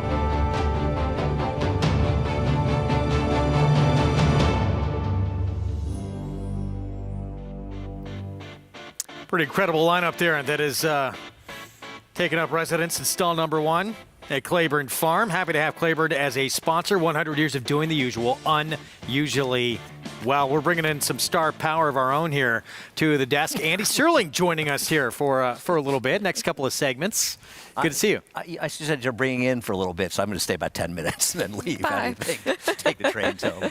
Andy's going to be with you for the duration. Sarah and I are going to be leaving. Yes, the stars are leaving. You sure? It's not too late. You can change that if you like. We're happy to stay on. You've looked at the whole card, Greg. It's great to be back, and it's Belmont at the Big A again. It's good to be back in New York. Had a good time in Kentucky, but it's great to be back with the team here and looking forward to the racing. We'll get you acclimated on the meet because it's your first day at the meet, right? Yeah, thank you for that. You're welcome. Coming up this weekend, speaking of the horse we were just talking about, Run Happy, going to run the Grade 3 Run Happy. Saturday, race 4, 6 furlongs, $175,000 purse. And, Joey Freshwater, that comeback race January 6th looked very good. Then all of a sudden, just next level last time out with a 105 Beyer. And talking to Linda Rice, she said that he came out of his return race with a bit of a foot issue, and I think that's why she thought he didn't run two back. Now, I don't know where anyone could predict this last race, but I think it's very interesting when you look at this race because the two favorites, Joey Freshwater and the returnee Straight No Chaser, they both are, I wouldn't say they're one-number horses, but they're both horses whose last race was considerably better than any race they've run. But with Joey Freshwater, you've got the recency.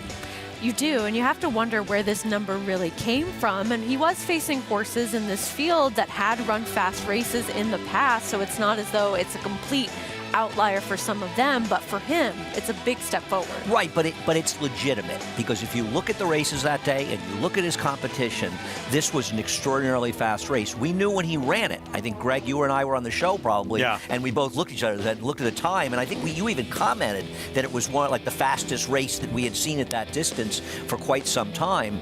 This was a very fast effort. The question, as it always is are we going to see it again? Yeah, so is this who Joey Freshwater is now? If so, we got a major player in the sprint division.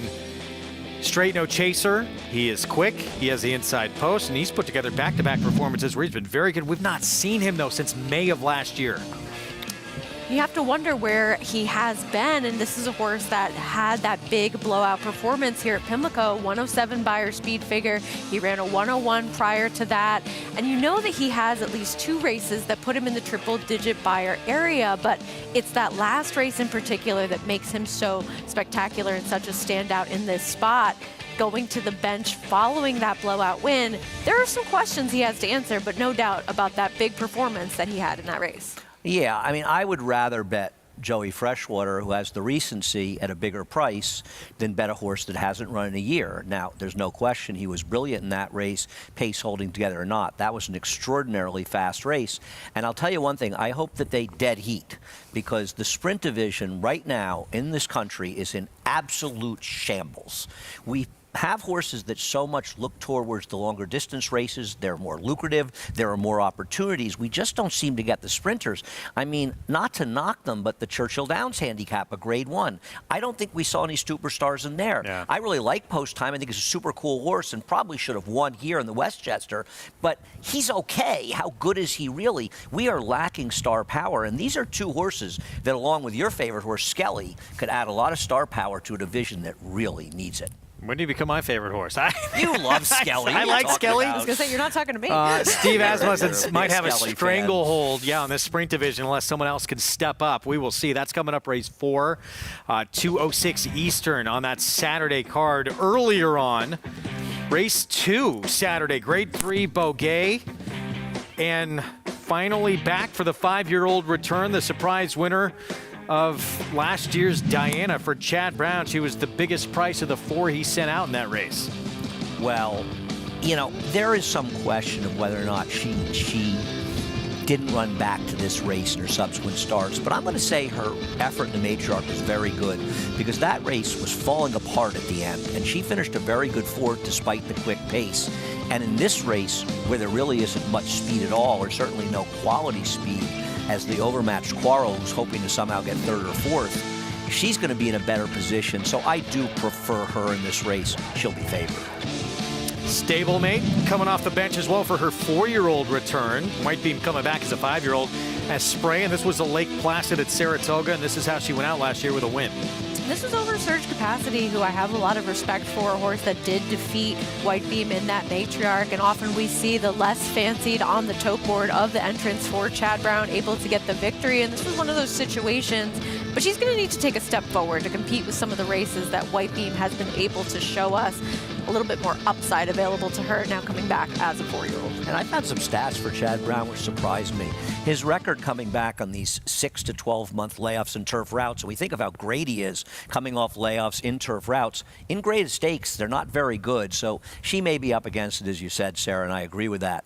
But she also may need a race in here. She's going to have to really hope that White Beam doesn't show up, or she improves a lot to beat her. Part of a spectacular Saturday card we have coming up this weekend with 4 graded stakes on the menu. Let's get back to today's action. 4th race starts off the late pick 5, 1 turn mile, non-winners at 2 lifetime, $25,000 claiming tag, and we were talking about Linda Rice's fighting back. What'd you think, Andy, of that first start off the claim for this runner for Linda Rice? Well, I don't think she ran that well, but even in not running that well, I'm not sure she didn't run well enough to be competitive here. And given her trip and the number of horses that ran well out of that race, I don't see why she can't win here. He can't win here. Here's potentially the speed of the speed, Bobby the Tank. Horse that is stretching back out in distance and dropping in class. Arad Ortiz Jr. on Endowed. Well, Endowed, Arad helped the last winner win, but this is a horse that better run a lot better than he did in his return last time. Majestic Arc coming off a maiden claiming win. And facing winners for the first time, hence the big price that you're seeing at the moment. 7-5 favorite, fighting back for Linda Rice. I think he should be. He's coming out of a race that was better than it looks, and I think he may have this field over a barrel. Refua, who is 1 for 23 lifetime, 13-1. Well, took plenty of time to break his maiden, but has been very consistent. Ran 3rd last time out. Friday, I'm in Love. Dropping a class, but likes to be forward, and the presence of the 1 might make that difficult. Right, should be the stalker and a horse that may help set up a faster pace in this race, and is dropping down off the last effort at least. And here's one winner, Javier Castellano for Wayne Potts. Did run very well 2 starts ago, facing a class-dropping Lucency last time out. Perhaps a horse that has the second best chance to win this race. Been so far back. Want to win the last couple of starts. You can play this late pick 5. All the action, all Triple Crown long and beyond by getting signed up with Naira Bets. Get that $200 deposit match. Sign up bonus. Punch in that code for new members to sign up. Match 200 right there at NairaBets.com and bet any track, anywhere, anytime. Kendra Carmouche, that patented warm-up on the Speedster. Bobby the Tank. Meanwhile, here's the 7 Wana Winna, who, you know, at least has been fairly consistent in terms of the numbers of the races he's been running. Yeah, you know, he has continued Wana Winner to run decent figures in general since this race, at least the last 2, whereas Friday I'm in Love broke the maiden but has run significantly slower from a buyer speed figure standpoint. So I think there are some concerns. On the other hand, he's outside the other speeds, and I'm not sure I wouldn't rather bet Friday I'm in Love at 9-1 than take the 7 at 2-1, but I can understand why the 7 Wana Winner is a shorter price. Do you think that he's going to get the pace setup that he needs today in this spot with Friday I'm in Love as well as Bobby the Tank in here? I mean, no. I mean, pace setup, there's other speed in here.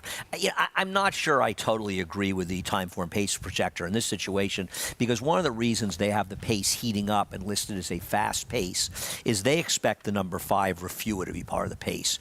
And when 3 horses get involved in the pace, that's what speeds it up. I don't see Refua with Trevor forcing it between horses. I don't think that this horse is fast enough. So while I do think that Bobby the Tank has no choice but to go from the inside, at least with Friday in Love, he's on the outside stalking spot. I'm not in love with his chances, don't get me wrong, but at 9-1, I'm not sure that he's a much worse gamble than Want to Win at 2-1. Meanwhile, there's a Linda Rice runner again, still 7-5 favorite. And, you know, you can look at that race and say, wow, this horse didn't run very good first off the claim. That was a very tough field where probably either of the top 2 finishers in there would be odds on in this spot. Well, the other thing is the second place finisher returned and ran 7 buyer points higher in a subsequent start. The third horse, 8 buyer points higher. The fourth, 4 buyer points higher. The fifth, 10 buyer points higher. That's what I consider some kind of key race, a race that's better than it actually looks on paper. And I'm not sure that effort on paper, Sarah, isn't good enough to beat this field. And even without those numbers coming back with some of the competition that he faced, if you look at that last race just at face value, it might already be good enough to win this race. As I said, I agree. 3-2 favorite, Linda Rice, second off the claim. Another Kentucky claim, claimed off of Brad Cox. Meanwhile, here's Endowed, who had some really big dirt races going back to, you know, late 2022. Returned to the dirt, though, Sarah, last time out and did not show a whole lot. Look, look, it was a disappointing effort, but this is a horse that we hadn't seen since Saratoga of last year when he tried the turf for the first time, or second time rather, since his first start. And when you look at the competition that he faced in the past, he wasn't necessarily competitive with them, but those are some decent horses relative to this field that he was facing. He was brought back for the waiver last time out, and if anybody's going to beat the very short price favorite in here, that's the one I'd want to take a chance with, though he needs to improve quite a bit off of that last start. My problem with him isn't that he doesn't have back races that are good enough, because that's obvious. I mean, anyone can see that. Having said that, Mark Hennig ran him back off of the layoff with the waiver, which suggests the waiver, for people to understand, is if you've been off over 4 months and you run for the same or a higher price, you can run not for the tag. You've had a layoff, you've paid for the horse to be eating and getting ready, and it's sort of a way to bring horses off layoffs and not worry about it. So obviously, if you want to get rid of the horse, you don't use the waiver. So Mark Hennig really didn't want to lose this horse last time, and then the horse goes out and runs horrendously. And what does Mark do the next time? Runs for $15,000 left, and obviously can't use the waiver. So the signals from that are good luck. Now, I get it. He's 8-1, and if you want to take a shot with him, I don't want to talk you off him. But the intangibles are that Mark Hennig sees that effort too and goes, I don't know what happened, but I don't know if this horse can run anymore. Yeah, not liking what he saw here, dropping down in class. As we get set for this fourth coming up, minute to post. Speed on the rail with Bobby the Tank, 6-1. See how close Friday I'm in Love and Junior can stay with that one early. But the 6-5 favorite has been favored throughout. Now the shortest price this one has been at yet. Fighting back for Linda Rice, the fourth. Linda Rice is exceptionally good at running horses where they belong. And, you know, we often talk about how Linda Rice has exceptional numbers when she drops substantially. It's sort of a good and bad thing, right? I mean, if you're winning a lot when you're dropping too much, the argument could be maybe you're dropping too much. But if you notice, for the most part, they don't win by 5 lengths. The same thing happens with Chad Brown a lot when he makes big drops. They win, it's close, they run, it's close. They're really running where they belong, and the feeling is, yeah, I'm going to drop him, and maybe you drop him one level lower than you could run the horse competitively. But you want to win, because you're probably going to lose the horse anyway, so you want to win. And that's what Linda Rice does so well, and why she wins at such a high percentage. For the most part, you rarely see Linda Rice in a race that you think she doesn't belong in, and when you do, I think you're supposed to take special notice because it's so rare, and they often run better than you'd expect. And that last start, too, Sarah, that was off a 6.5-month layoff. Even money now on the 4. I mean, there are excuses built in for this horse, and even at face value, that last race is likely enough to get the job done here. And Andy, with what you're saying about horses for this barn that show up in spots that you might not expect, I think last summer Pioneering Spirit was a perfect example of that. Well, this horse just went to 4-5. Now, to be fair, I didn't expect this horse to be 4-5, and Greg, I know you like him too. You didn't expect 4-5. So when does he get to be a price that's too short? Now, I picked your horse third, Endowed. Still don't really want to bet him, to be honest with you. I picked the 7 second. I'm not trying to bet him at 5-2, but I do think that 4-5 on Fighting Back is a little bit on the short side, frankly. Is a rat on this horse? We're getting to that kind of level. Yeah, it's getting very short. It's almost like the bettors have decided there's nobody else. And that's not fair. The horse still needs to show up, and I think he is very much the one to beat. But 4-5 is a price a little bit lower than I can take. Late pick 5 begins here on our Thursday card. Belmont at the Big A. Linda Rice second off the claim with Fighting Back. Odds on now with Jose Lezcano from post 4. Let's go upstairs. Chris Griffin, the call. Fighting Back. Jose Lezcano has gone in. Refua. Refua goes in. Friday, I'm in Love. And Wanna Winna. Wanna Winna. Javier Castellano. All set. And they're off. Good speed from Majestic Arc in between horses, right for the early lead, and at the rail, there's Kendrick Carmouche and Bobby the Tank. They're going to push the tempo as well. Out wider, that's Friday. I'm in Love is going to stalk from third, and now they try to slow things down as they get set to come out of the chute.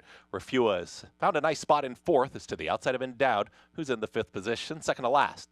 Fighting Back, and the trailer, Wanna Winna, is being encouraged to move forward. It's 7 lengths at the back end of the field. To the inside, it's Bobby the Tank. Bobby the Tank has got the lead with mild pressure there towards the outside from the big long shot at Majestic Arc. 23.39 for that opening quarter mile. Endowed with a ground-saving journey towards the inside is about to challenge and now takes third. Out wider, that's Friday, I'm in Love. The favorite, Fighting Back, has gotten closer, is in fifth. In behind horses, right there with Refua, and having to pass them all. Wanna Winna is still far back, about 8 lengths the trailer. 46-3 for the half-mile time. Bobby the Tank is still in front. Bobby the Tank's got the lead. Here comes the long shot, Majestic Arc, and now Majestic Arc at 52-1 has put a half length on Bobby the Tank, who's back to second as they approach the top of the stretch. Majestic Arc's got the lead. Majestic Arc at a big number is trying to win it right now. Majestic Arc is approaching that final furlong, but here come the closers. Refua is rolling. Also Endowed is making a late charge. Fighting Back's got to do better, and from far, far out of it, Wanna Winna is trying to make that big move. Refua's taking the lead. Wanna Winna trying to push on by. Refua's up by a neck. Here comes the wire. Refua and Wanna Winna in time. Wanna Winna last to first, got it done over Refua. Tight photo for third. Final running time, 1 minute 37.36. Wanna Winna in the last jump. Wanna Winna from the back of the pack, just getting by Refua for the win. Just the second win in 13 starts for this 4-year-old. And we saw a pace player that we did not imagine to be forward in this race, who almost had the opportunity to steal it at 52-1 in here. And Majestic Arc looked like he had a little bit something left, but ultimately the pace was catching up to them. You saw horses making that run from the back of the pack, and it was Wanna Winna towards the outside. Yeah, and it wasn't Refua we talked about maybe heaving the pace up. It was the 3 Majestic Arc. And when you see that 22:39, 46:77, they're going too fast. And so this race inevitably was going to collapse. Now, unfortunately for Fighting Back, he got left, and he really ran poorly. So he got a race to collapse, getting left or not, and didn't run well. But Wanna Winna making that last to first move work. Tough beat if you bet Refua. Refua ran a winning race in here, just got nabbed. He's now 24 starts with 1 win in 12 seconds. Now, he did win 2 races, actually, and get disqualified once, but still, horse that does not get to the wire first. Tough beat for him. Connections, though, continuing to collect those paychecks. He's consistent. Oh, yeah. Oh, yeah. 200, yeah. 232,000 coming into today in earnings in 23 starts. I know how I liked in the exacta next time out. The real talent, by the way, is standing just off the set right now. We can get rid of the 2 of you. One more segment before your new partner, Acacia Clement, joins you. You'll get there, don't worry. 7-5-2-3. We'll be back.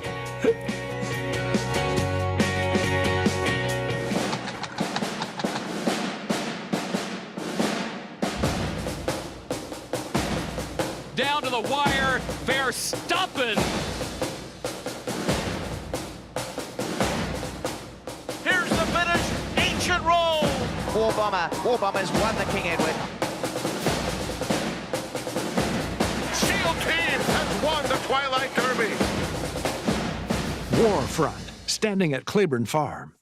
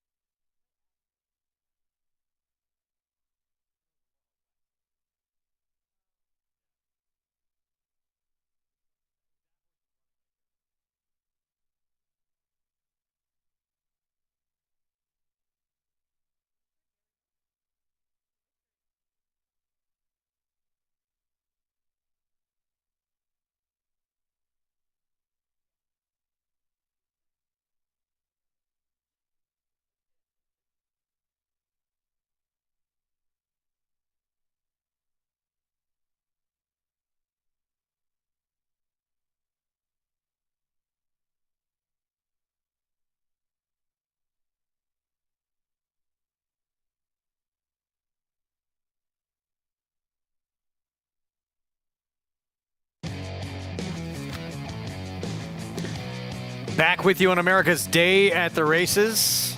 Who did that paint job? Wow. It's beautiful. You didn't hop out on... I'm scared of heights. I would not be performing that. No, Naira Bats, where you can play it all. Get signed up, started. Javier Castellano for Wayne Potts. Wanna winna just up to take the fourth. Well-timed ride and a pace that was coming apart in the late stages. Javier Castellano saving that ground early on, angling out and getting that clean trip. And as we were saying before we went to break, tough beat for Refuo, a horse that just is consistent but doesn't necessarily have that winning instinct. But in fairness, this was a perfect ride by Javier because I don't know how clean he was because he stayed on the rail actually for the whole way. He stayed down the inside and he didn't angle out until they got to the stretch. So he didn't lose really any ground in closing from last. He didn't move too soon. He didn't lose ground in the turn. And it all mattered considering he won by about 3/4 of a head. $7.50 for the Wint Bella Blue Racing Stable. Wayne Potts and Javi teaming up for the victory. 7-5-2 finish. Late pick 4 is next. And on the outer turf here, mile and 16th. Starter optional claiming field and a wide open betting board, as you see with your favorite right now at 4-1 LA Fort. It's a competitive race. You can make a case for a couple of horses in this spot, and I think that's why you see the board the way that it is right now. For me, I handicapped backwards here. I looked at the horses that I thought would take some money that I didn't want, and I worked backwards from there. No, I'm just happy after how many starts here, finally pronouncing LA Fort correct. Congratulations. You think you're happy? How happy do you think I am? I'm happy I finally get to pronounce the word fort correctly. We could have a whole feature on that, but we're not going to do that to everyone. Well, don't worry. He'll be a stallion eventually. The other one, whose name we shall not say until we have to, and then we can do it again. Late pick 4 starts here. This race very competitive on the turf, and to close out the card, very competitive turf race too. Agreed completely. Scale of 1 to 10. How much did you enjoy this time with us, Andy? Oh, it could be a 12. I mean, honestly, I think it's going to be about a 15 as soon as Acacia gets in, but it was strong. I mean, it was. Acacia coming up next. Sarah and I stepping out. Enjoy the rest of the program. Look who's back on the Triple Crown Trail. Bob Baffert with a couple of big contenders on Preakness Saturday. Arkansas Derby winner Muth and Imagination going to be making the trip for him. Acacia, Andy. They'll talk to Baffert runners next.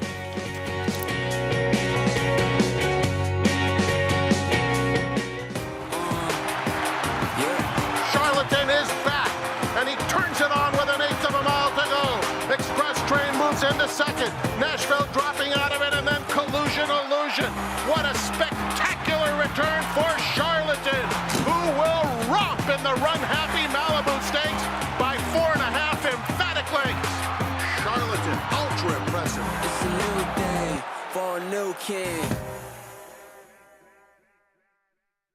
It's America's original sport, and no one covers it better than americasbestracing.net. From the sport to the lifestyle, the best races, horses, and destination venues, cocktails, gambling, fashion, and more. americasbestracing.net is a sport for you.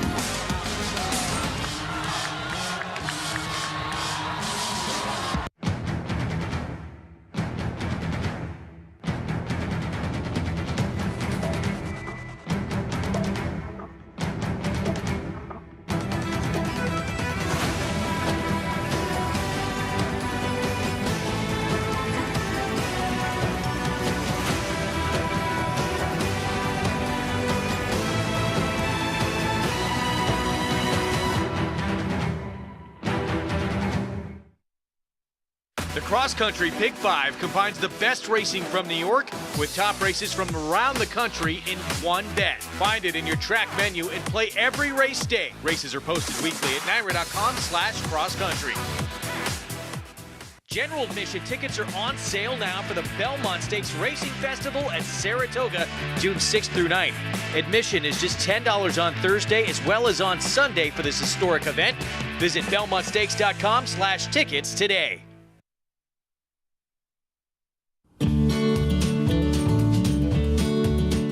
Nestled behind the gates of Hillendale Farm at Alapa, you can find a cabin-like 5,000 square foot home called the Treehouse. It's a new one-of-a-kind getaway destination located in the heart of horse country. The home offers hewn beams, flooring made from lumber harvested from Maker's Mark's original rickhouse. A room with vintage horse saddles, the collection includes one that belonged to the king of rock and roll himself, Elvis Presley. You can enjoy a drink or a meal on the back screened porch or one of 4 decks that overlook the tranquil Stoner Creek. Upon request, reservations can be purchased to experience an inside look of a working thoroughbred farm with a tour of Hillendale.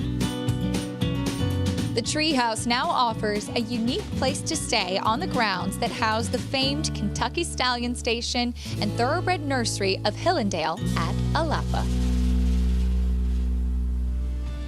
And America's Day at the Races is brought to you in part by Hillendale at Alapa, where the obscure becomes obvious.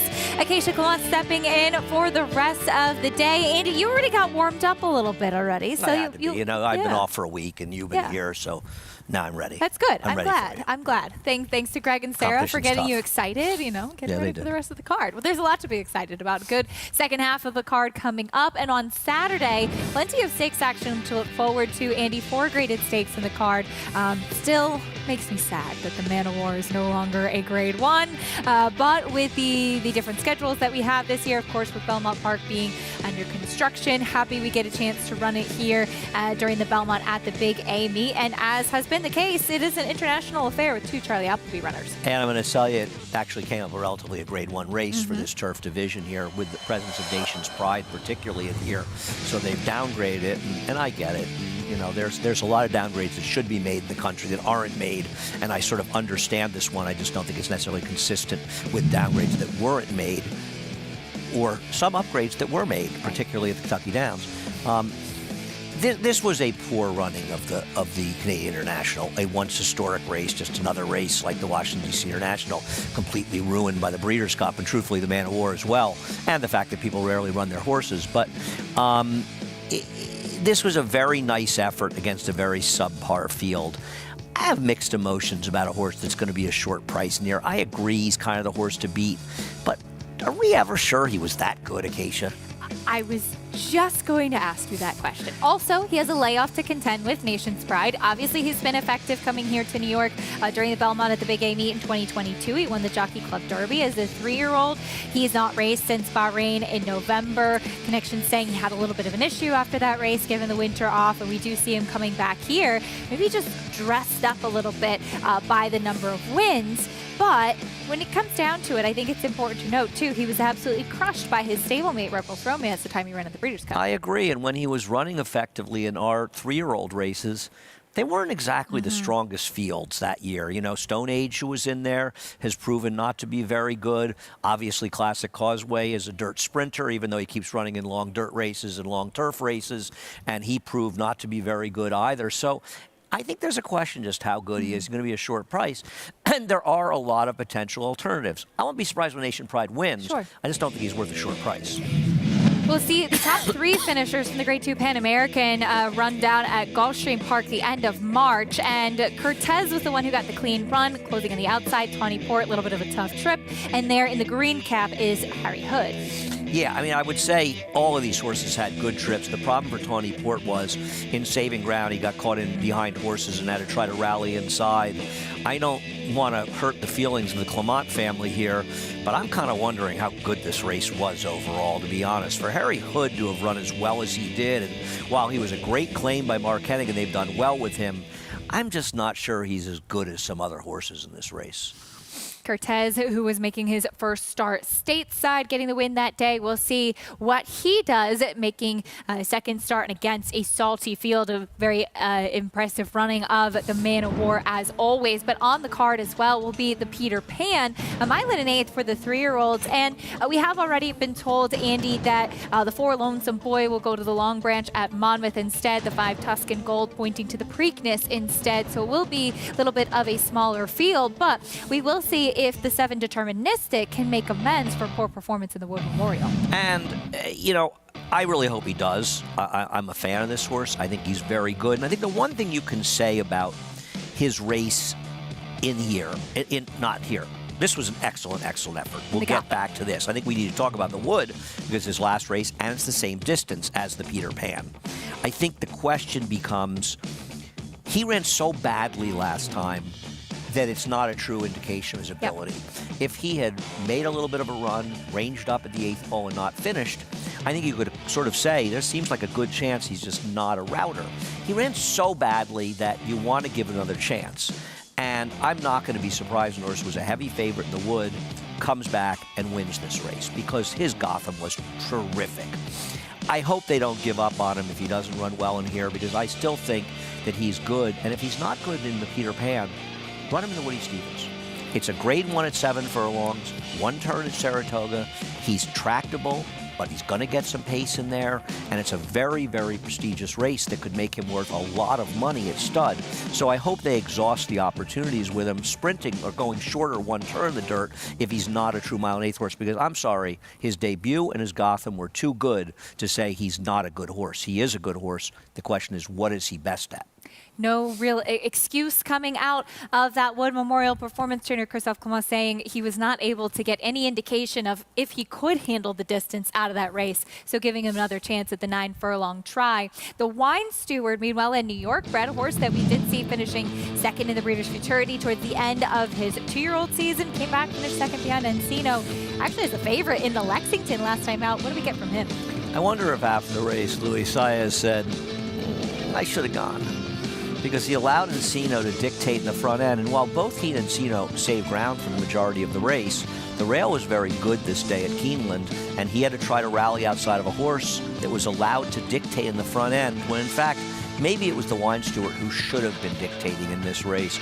I think he's the horse to beat here, Wine Steward, more than Deterministic, because I'm not worried about the distance. I think if Deterministic handles the distance, he's going to be very, very tough to beat in here. And keep in mind, those odds are obviously wrong because you've got a 2-1 in Tuscan Gold coming out of the race. So Deterministic will be the second choice, I think, to the Wine Steward. And there are other fringe players that are a little interesting. The horse on the rail finished a respectable 3rd after a lousy break in the Wood Memorial. He had run well, a maiden. So you wonder, unique insight. Maybe it was the sloppy track last time, but he ran a figure that makes him extraordinarily competitive here. And with the scratches, he can be the speed in this race like he was last time out. And even the horse on the outside, I thought he got a very good trip to win last time out. But he beat a good horse in Heartened. So I'm not sure he's not competitive as well.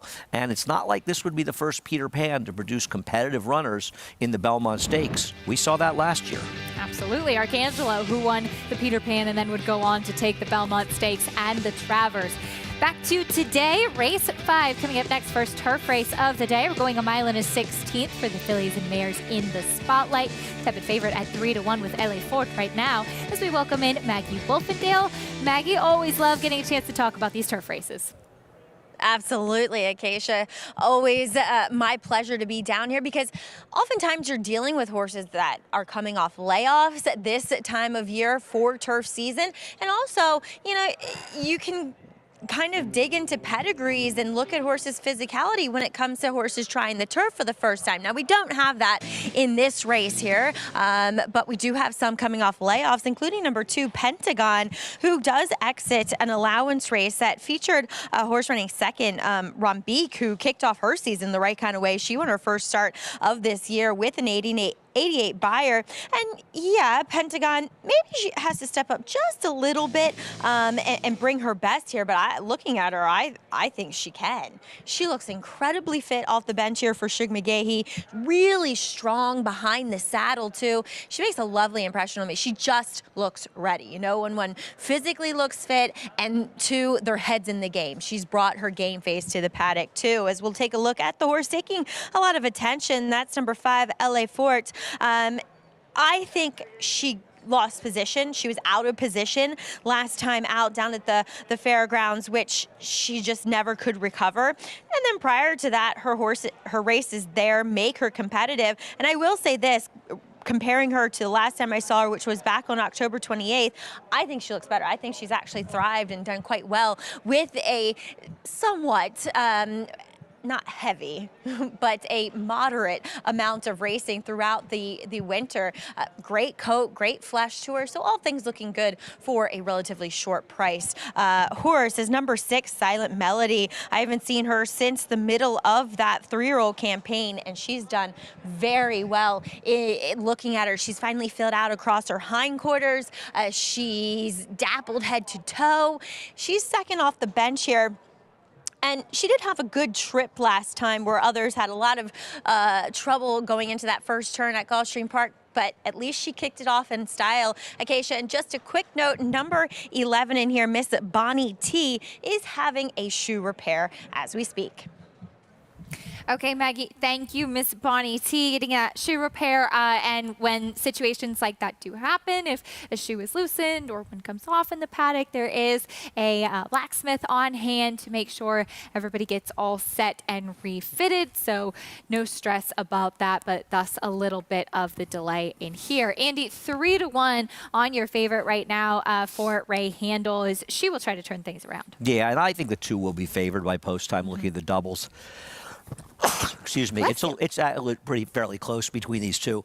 The problem with LA Fort is she doesn't win with the 9 seconds and just 2 wins. She's got a little bit of hang in her. Now, to be fair, Pentagon is 1 for 13 with 6/3, so she's not exactly a winning type either. We're going to take a quick pause to welcome in our regional network. Stay with us. Race 5 coming up next on America's Day at the Races.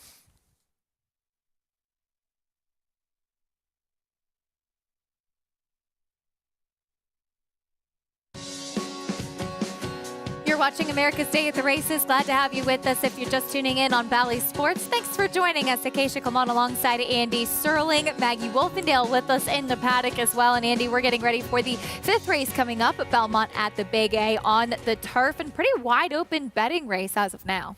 Yeah, no, I agree. I think it's a very interesting car. I think that all last 4 races we have are very, very competitive open races. The 7th race today, the 1.8 miles in the dirt, and this is a race where the favorite will, by post time, likely be the 2 horse, and not sure how short a price, but probably in the 2-1 range. Still, I don't think we're going to see a super short price in this race. This is a look at the field. The 2 Pentagon, who you were alluding to, both she and the current tepid favorite in the 5 LA Fort have a similar kind of form situation in that they always run well, just not necessarily winning types. Pentagon will take a look at the bit of a trouble trip that she had back in September, where she did have to steady a little bit on the first turn in here as well. But she has 6 third-place finishes to the 2 seconds. The 5 LA Fort has 9 second-place finishes, always right there without being able to get it done.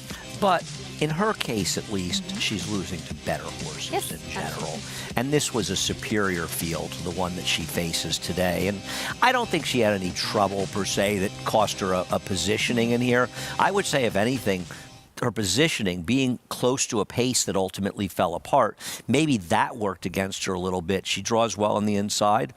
Eventually, the public's going to make her the favorite in all likelihood, and I agree with them. Irad Ortiz, though, he will be aboard the number 6 Silent Melody, who broke her maiden last time out, and he's been on a tear. Had a huge Derby weekend. 4 wins on the Saturday card at Churchill Downs, and they came right back firing here in New York.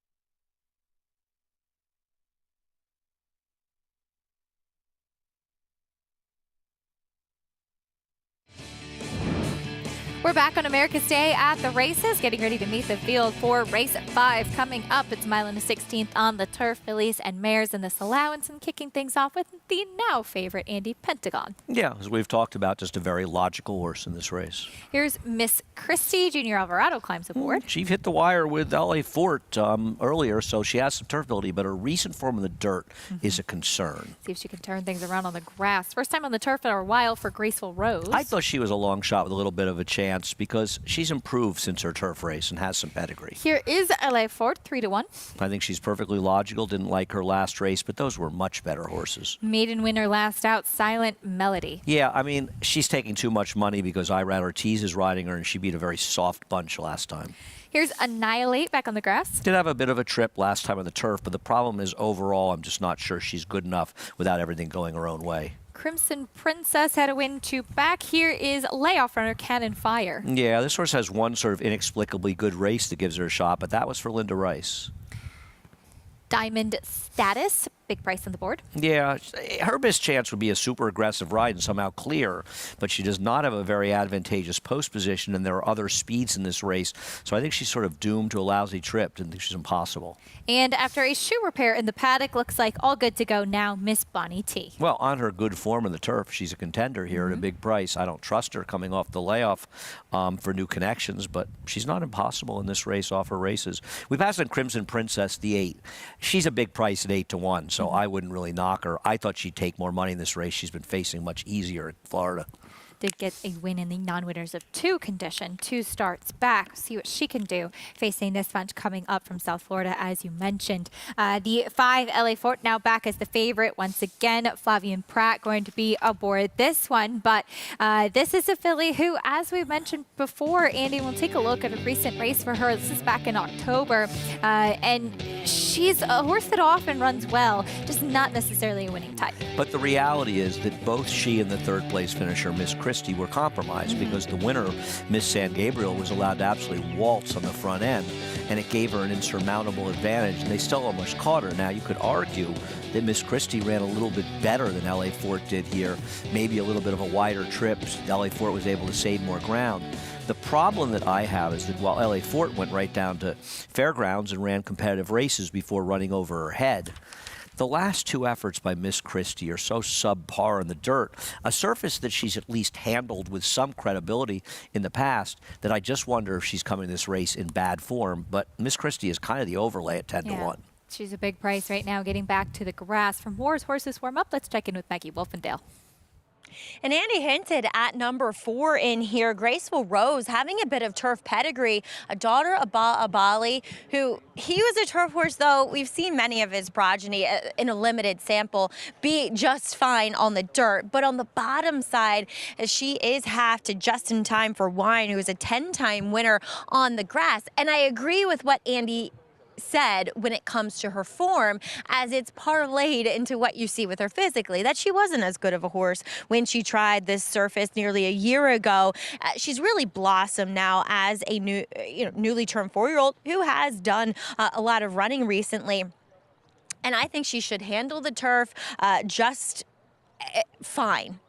So if you believe that, if you buy into the fact that now she's just improved, then I'd take her at 12-1. And 2, she just never had any position in a tougher, I think, New York bred maiden special weight, going the 7 furlongs last year at Belmont. Checking in with that horse who had that shoe repairs you guys were mentioning, number 11, Miss Bonnie T. There's several in here that are coming off layoffs, but to be fair, she's the one, other than Pentagon too, that looks the most fit. And a filly that in the past I've seen her get quite rattled and quite unsettled.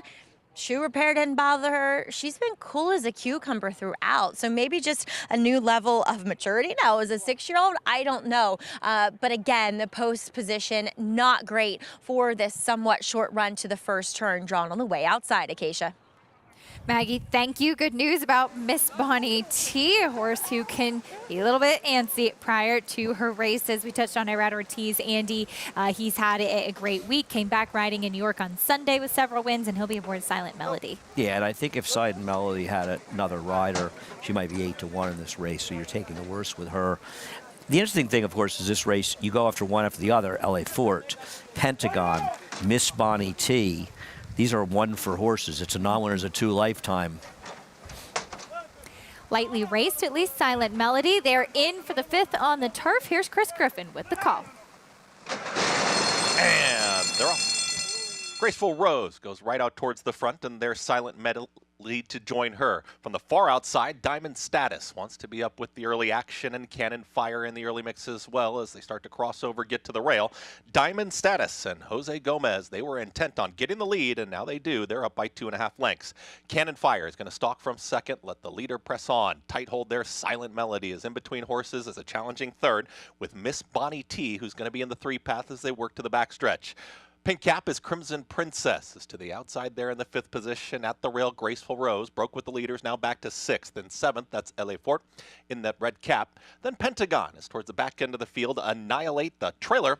Miss Christie, 23 and 4 for the opening quarter mile, and a long shot up top. Diamond Status is clear. Another long shot is chasing in Cannon Fire, just moving right along here, alone in second, 48 and 3 for the half-mile time.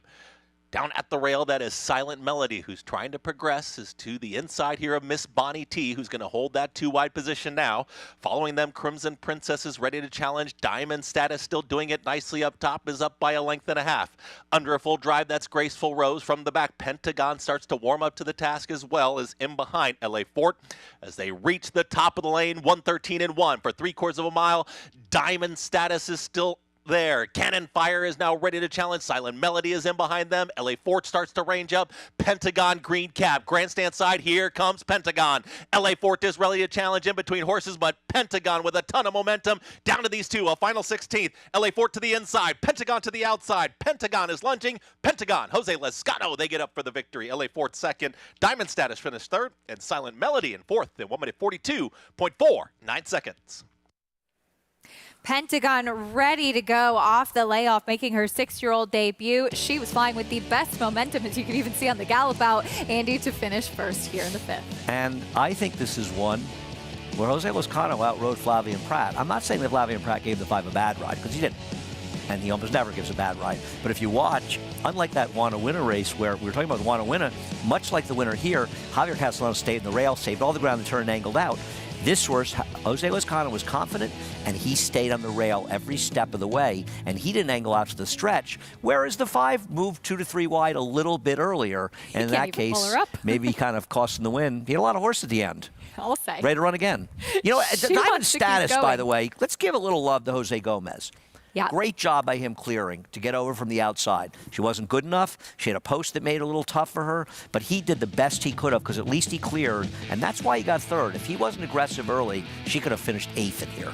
Nice ride from Jose Gomez, aggressive right at the top with Diamond Status at 22 to 1, checking in third. LA Fort, now the 10th second place finish of her career. She ran well, just really second best in here and just not necessarily one of those winning types. And I think, yeah, there's a lot of non-winning types in here. I think if you look at it, and I don't mean this in any way of a criticism of Flavien, but I just think this horse got the better trip, as it turns out. And there is Pentagon, the outrider, giving the assist there to pull her up.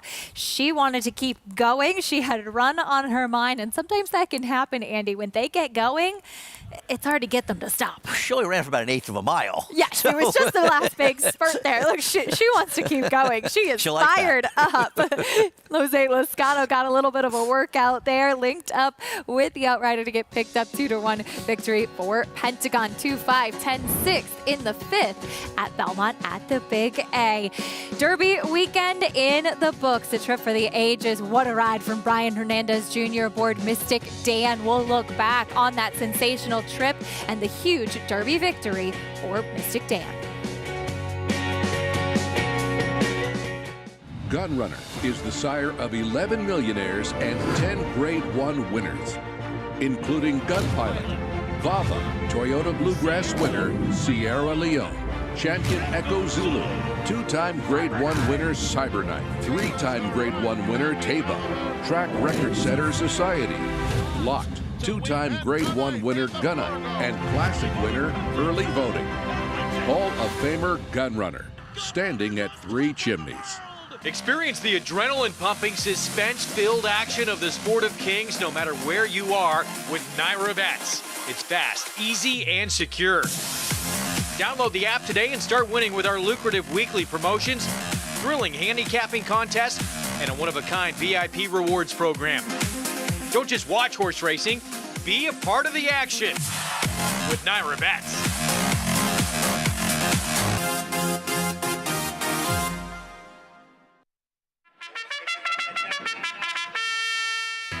Live racing returns to Monmouth Park Saturday, May 11th with a 12:50 first pose.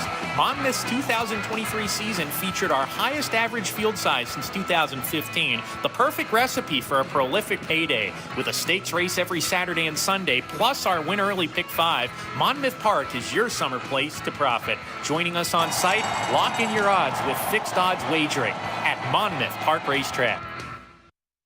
Racetrack Television Network brings you every race, from every track, on every screen, every day. With monthly packages starting as low as $5, RTN gives you great value and access to more live HD streaming and race replays than anyone. Visit RTN.tv today to sign up and watch on almost any device, including Roku and Amazon Fire. RTN has packages that start at $5 per month.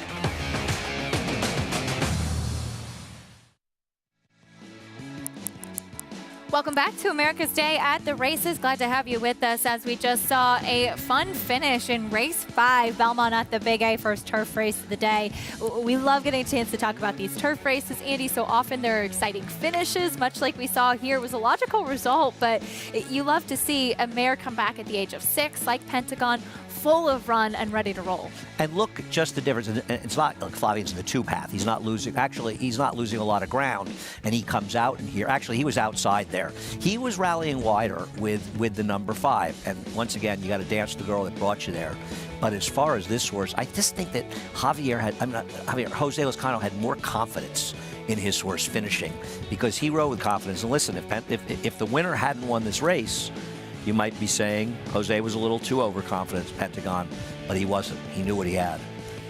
$6.70 winner Pentagon gets the victory over LA Fortes. Diamond Status, an aggressive ride from Jose Gomez, paying off at 22-1 for her to be able to check in third. Pentagon, she was so fresh off the layoff, she did not want to pull up at the end of the race.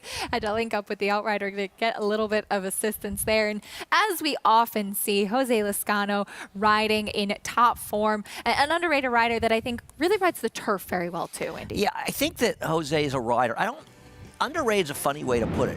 I don't think there's anybody that doesn't appreciate how good he is. I think he doesn't get the recognition because he doesn't ride the big horses and the big races with a lot of frequency. So because of that, he's just not a nationally known rider. He's just one of those riders, if you've been following him and you watch day to day, he's as consistently good as any rider in the game.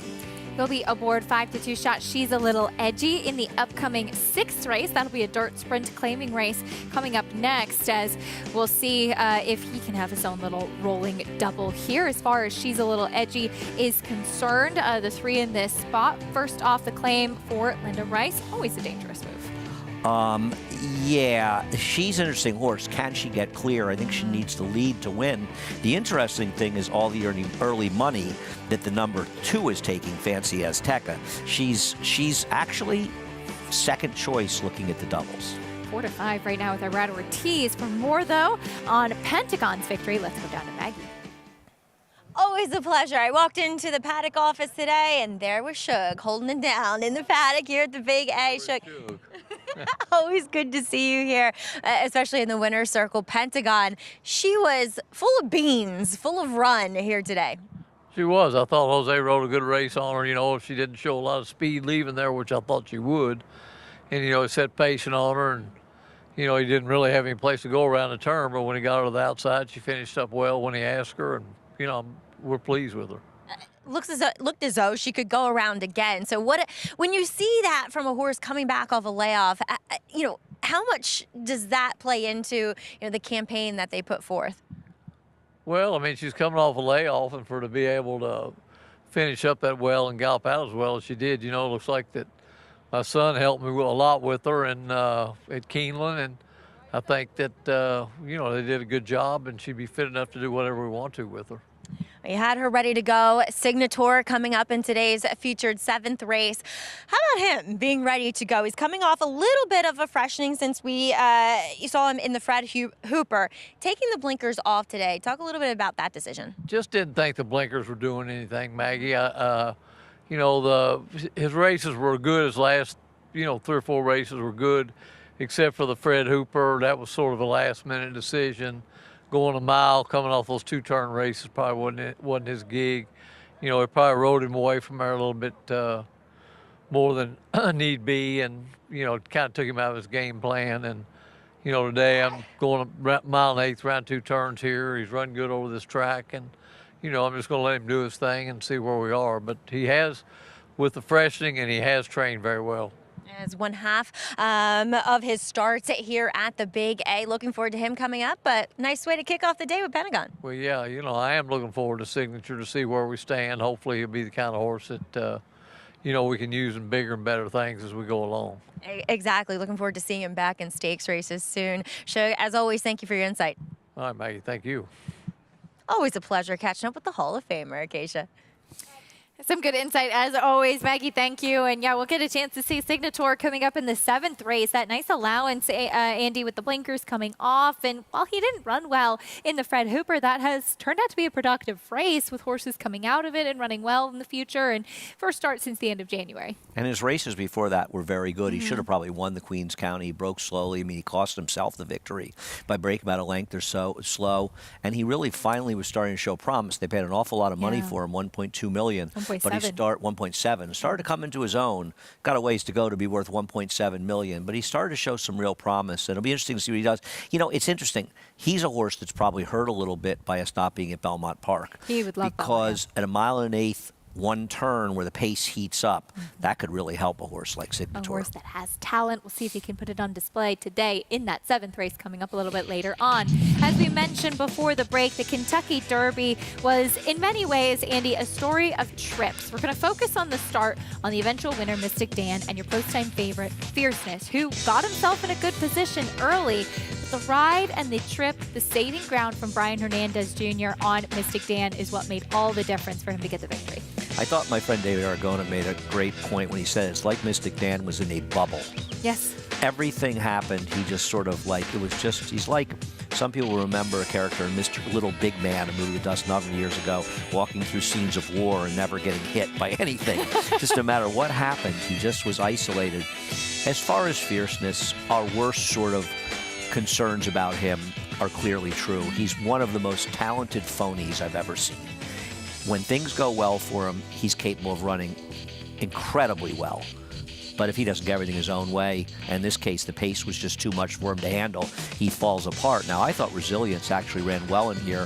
If I were Bill Mott, I'd run him in the Preakness, but I'm not Bill Mott, and he's in the Hall of Fame, so that's a good thing.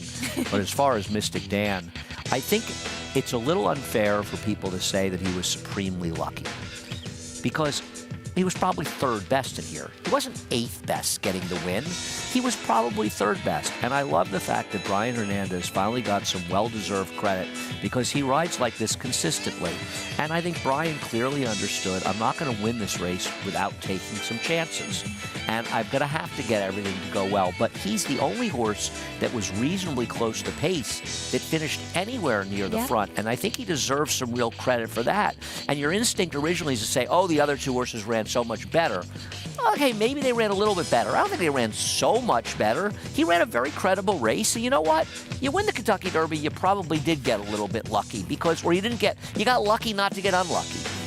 As far as the 2nd and 3rd place finishers, there should have been an inquiry. I don't care whether you think the horse should have come down or not. I would have taken him down if I was a steward, but I don't even care about that stuff.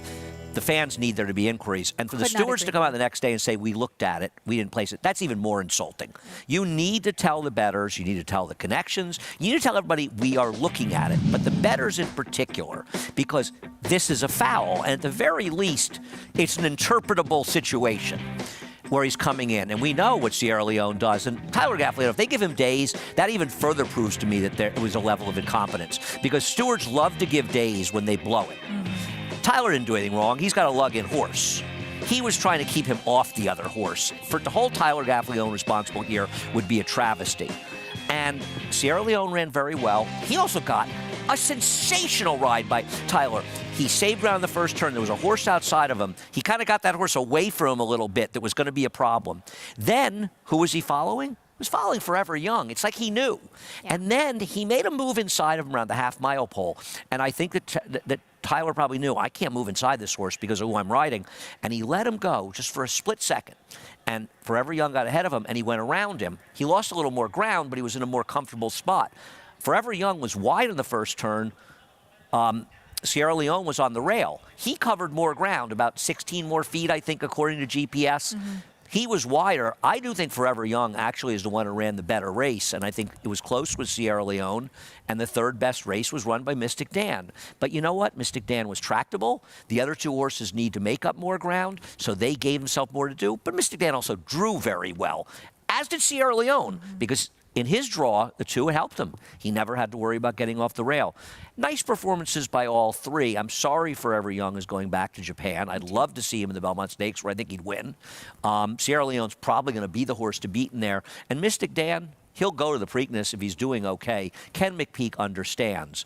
I got to be in the Preakness. I need to at least keep my horse alive to have a chance for immortality. Absolutely. On to it, the Triple Crown. Well said. A great explanation of all that went on in the race. I know all of us have watched it many times at this point, looking through. And as is always the case with the Kentucky Derby, there are a lot of trips and a lot of things that you should write down, because we'll see these horses in the second half of the year, the rest of the Triple Crown. You've got the Travers, the Haskell coming up throughout the summer. Well, you'll want to be able to go back to those trips. Yeah, I'm looking forward to seeing Resilience going forward. Yeah. I don't know if he's quite as good as these, and I'm not saying he ran a winning race. I think he may have run, along with the other Japanese horse who ran very well in finishing fifth, who blew the break, and his stablemate almost pulled off an upset in the Ali Sheba. But I think Resilience actually ran a very respectable race in here. And as far as fierceness, he has to be a very frustrating horse to own and to train, because he is extremely talented. But, man, he just wants everything to go his own way. And horses like that are horrendous horses to bet at short prices. Wonder what we'll see it from his stablemate, the Connections owning Mindframe, who won an impressive allowance victory earlier in the card. Could be interesting as far as the 3-year-old picture is concerned as well. There's so much to discuss always as it concerns the Triple Crown. But back to today, race 6 coming up next, Belmont at the Big A. And we'll be sprinting in this claiming race coming up next. Manny Franco will be aboard the number 6. It Takes Heart, who's taking a drop back down in class. And Manny, who's won a Belmont Stakes, will look to keep it rolling in New York. We'll talk a little bit more about his story after this.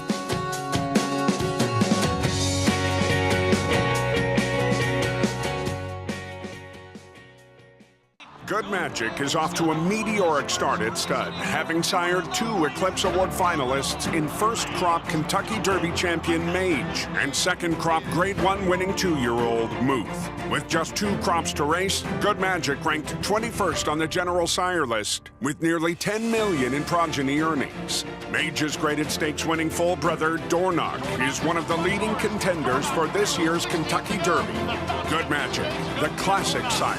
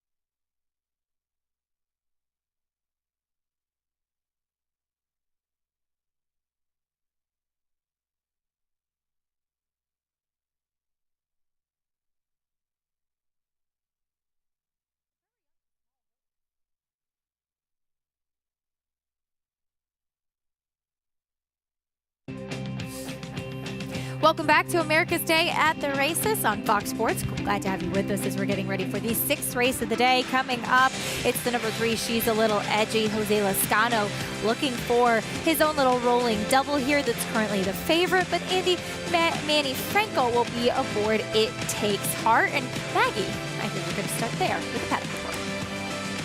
That's right, Acacia. We'll start with It Takes Heart, who does get the services of Manny Franco. And I'm hoping that, at least for her sake, he'll be aggressive with her. I think she is one that needs to be forward, needs to kind of really feel the bit in her mouth as well. And last time, she just never recovered from a poor beginning in a much tougher field, to be fair. But she looks fantastic here and good enough energy, you know, just kind of playful overall, and really strong hindquarters too as well. I like what I'm seeing from her in that respect. So we'll see. Manny just has to kind of play the break, if you will, and at least just get her in a forward early position, as hopefully they go a little bit slower than what they did on that April 14th race. Also check in with one of 2 Linda Rice horses, number 3, She's a Little Edgy, that she opts to just bump up slightly in claiming tag after disappointing at a short price, and maybe a tentative ride in which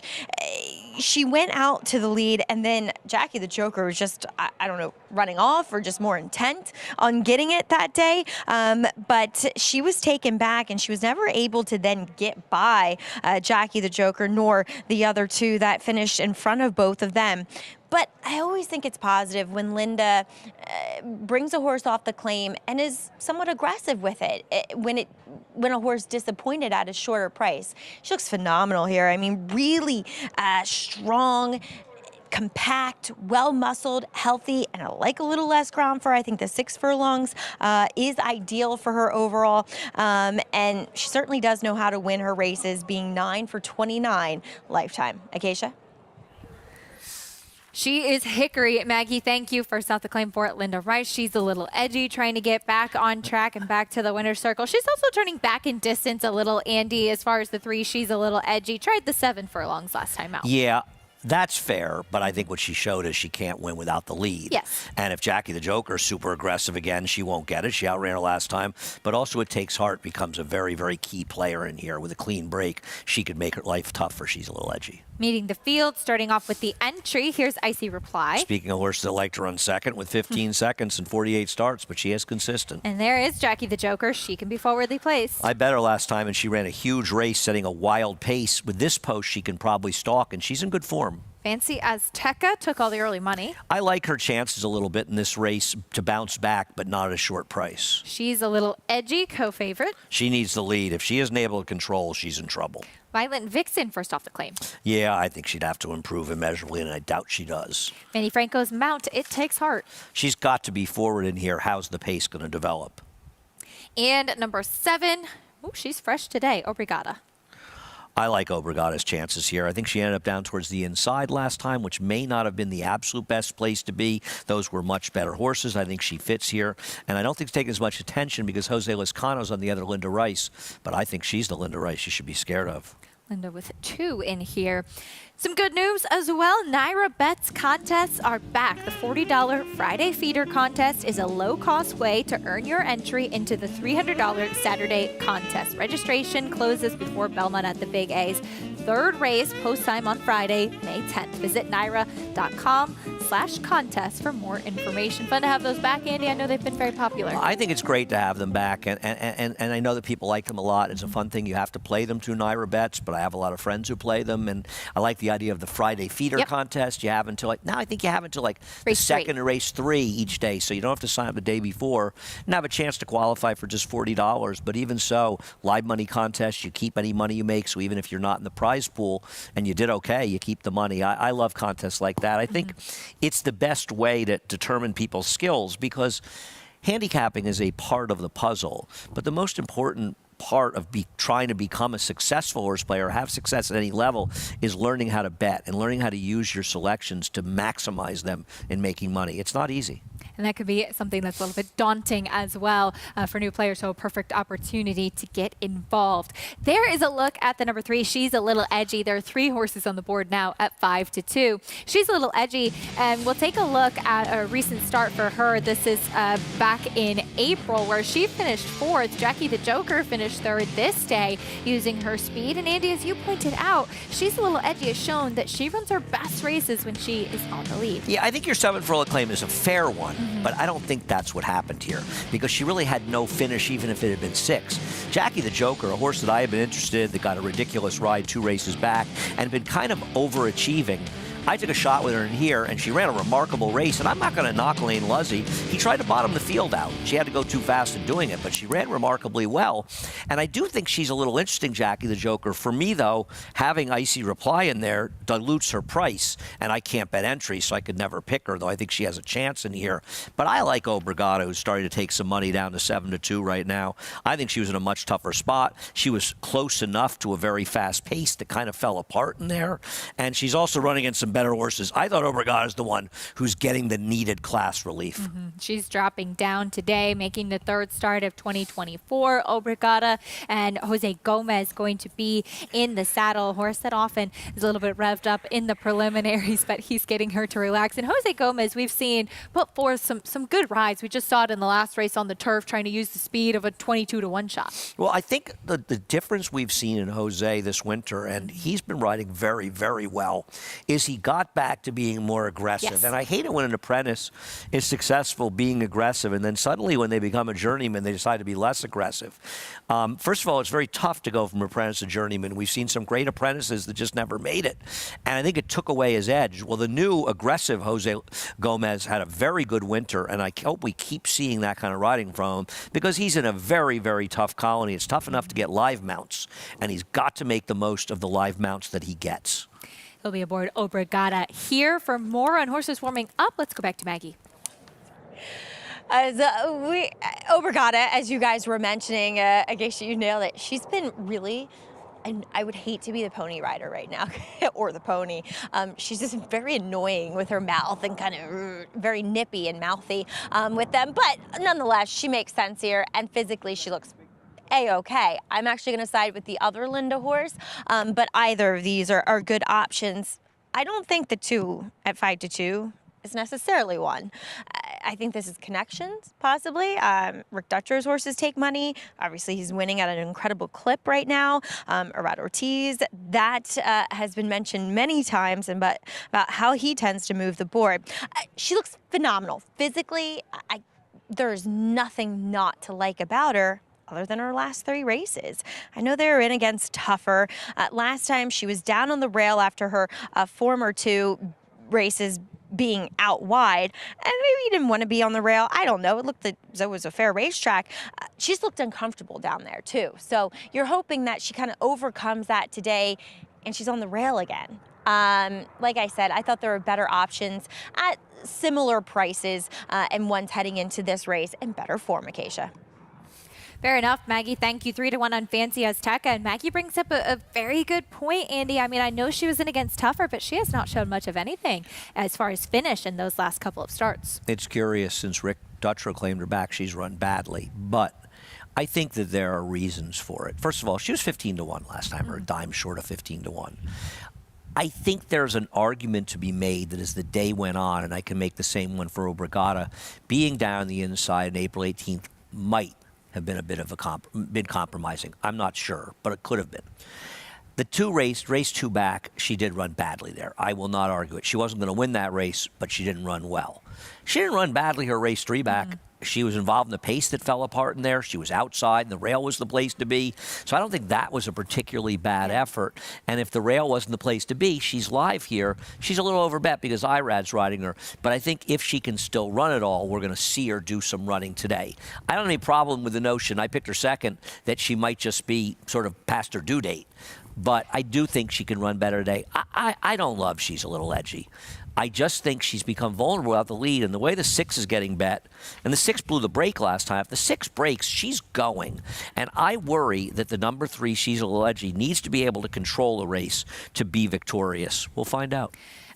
Quick question as they start to load in about the pace, because Fancy Azteca used to show some more speed and arguably runs her better races when she's forward. How do you expect things to play out if she puts forth one of her best efforts? Well, I don't see her dueling inside and winning this race. I don't think Irad does either.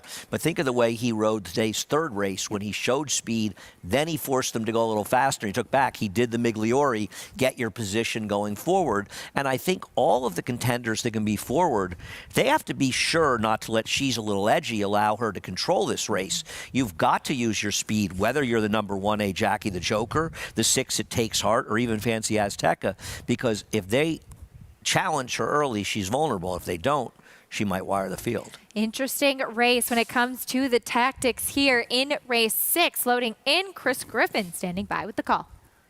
Obrigada.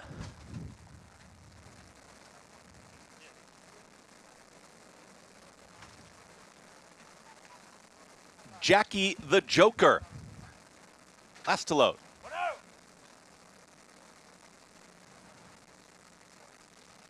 Jackie the Joker, rears up.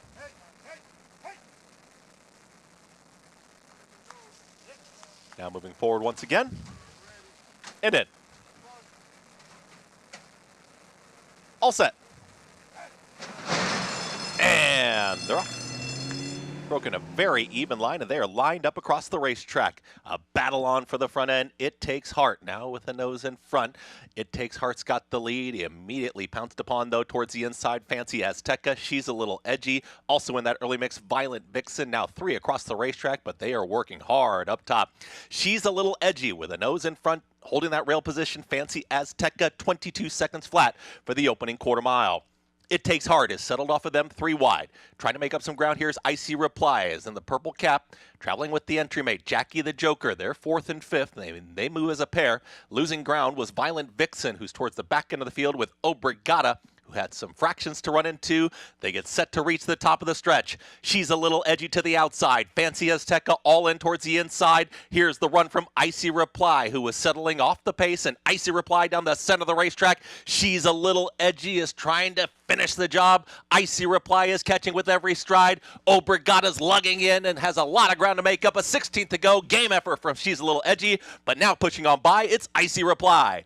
Icy Reply gets the victory. Icy Reply, She's a Little Edgy. Late run there, Obrigada and Fancy Azteca in 1 minute 10.51 seconds. It was the number 1 Icy Reply to take advantage of how the pace did play out in here. Tough defeat for She's a Little Edgy, who did a lot of the dirty work early. Took a perfect trip and a perfect ride by Luis Rivera to get the job done with Icy Reply. There's no doubt the best race was won by She's a Little Edgy, who wasn't even that aggressive out of the gate, and Jose Lezcano had to ride her to be there. Irad Ortiz was not letting her get away, and Fancy Azteca ran better today, just not good enough, and Chris Griffin accurately pointed out, Obrigada doesn't want to cooperate. She wants to lug in, and she was lugging in. She got pace to run at, but she's a bit of her own worst enemy. I liked her chances today. She had her chance with a fast pace, but she wasn't good enough. Obrigada checking in 3rd. Jose Gomez having to work hard on her, just trying to keep her straight, closing up the inside. But there is the winner, number 1, Icy Reply.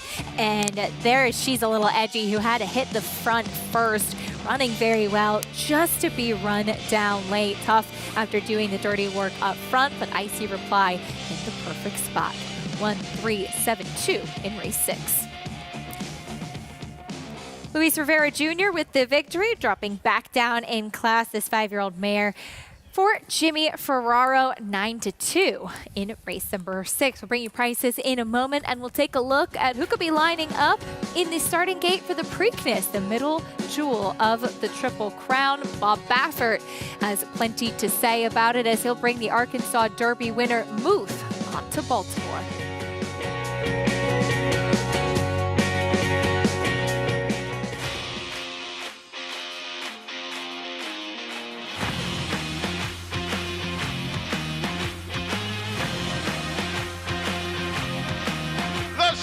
Run Happy, Nutella Fella has won the hopeful.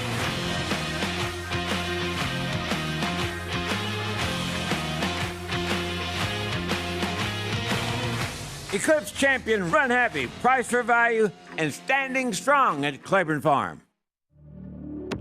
Cyberknife was a very talented horse from day one. A very gifted, fast horse, a lot of speed, able to carry it around 2 turns. Looks a tremendous amount like Gun Runner, same ability and talent, beautiful physical, outworked every horse on the board. Holds the track record in the Haskell. He won it in impressive fashion, beating a very good group of horses. And Cyberknife has won the TVG.com Haskell over Tama. Jack Christopher finished third. The Arkansas Derby was one of his best. Showed how much talent he really does have and stamped himself as one of the best 3-year-olds in the country. His name is Cyberknife! Cyberknife ranks up there as one of the most talented horses I've ever had in training. Multiple Grade 1 winner, brought it every time you let him over there. Excited about him passing on his durability, his soundness, and his talent. And if he does, he could definitely be a breed-shaping stallion. Mid-Atlantic made 2-year-olds in training. With a catalog of top juveniles by the nation's top sires, this sale has consistently produced graded stakes winners from around the world and on all surfaces, including Kentucky Derby winner Mage, plus 2024 graded stakes winners Kinza, Linda's Gift, Mendelssohn Bay, and Olivia Darling. The phasing-Tipton Mid-Atlantic made 2-year-olds in training sale, May 20th and 21st in Timonium, Maryland. Where will you be? Welcome back to America's Day at the Races. A nice day on this Thursday. Belmont at the Big A, and we just saw Icy Reply get the trip for the win under jockey Luis Rivera Jr. in race 6, Andy.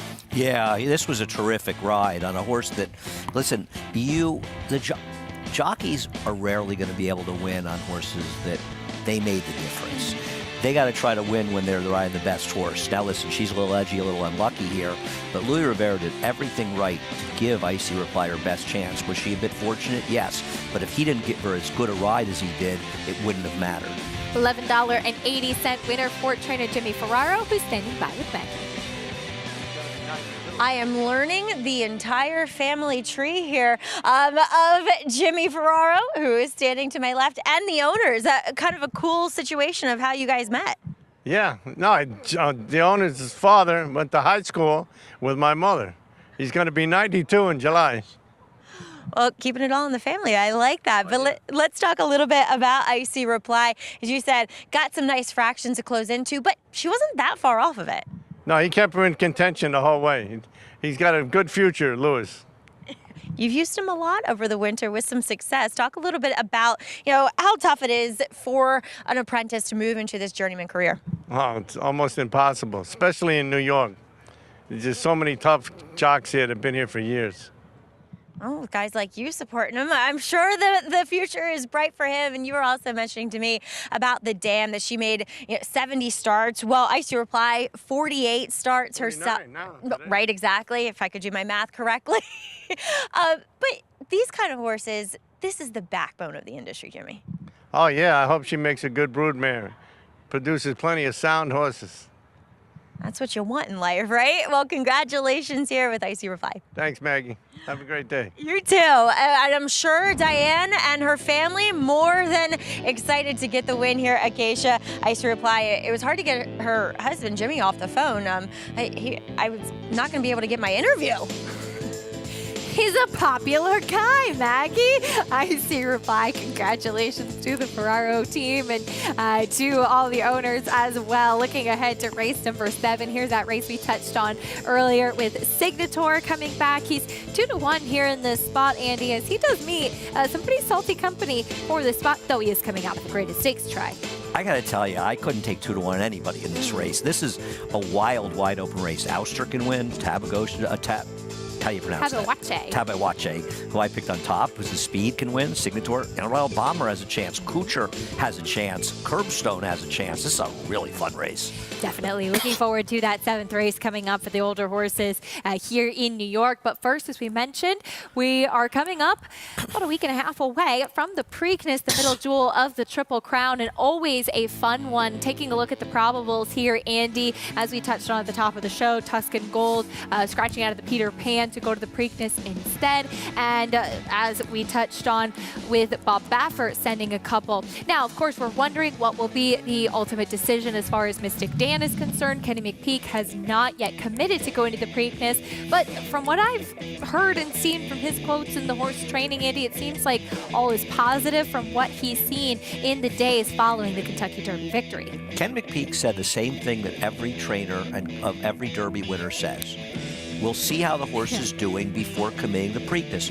What responsible trainer wouldn't say that? For any trainer, That's the morning after race to say, we're definitely going to the Preakness. Well, the horse just ran like a 1.25 mile race. He's probably a little tired, and they've got to see how their horse is doing, and it's the responsible thing to do. So, of course, all of the lunatics on Twitter, they immediately say, see, no Derby winner's ever going to run the Preakness again. They have to run the Preakness in, like, August, and then the Belmont Stakes in November, and then, you know, there's no more important racing for another 8 months. You know, everybody goes crazy. It's like horses that have won the Derby consistently have come back and run really well in the Preakness. Some haven't, but many have. Look at Funnyside, how well he ran when he came back from that race. So to say that they can't, you know, win, it's actual lunacy. And keep in mind, when Mandaloun didn't run, well, he wasn't the Derby winner. So that's a flawed, it's really, Medina Spirit, as I recall, did run back. He finished third, I want to say. Yes.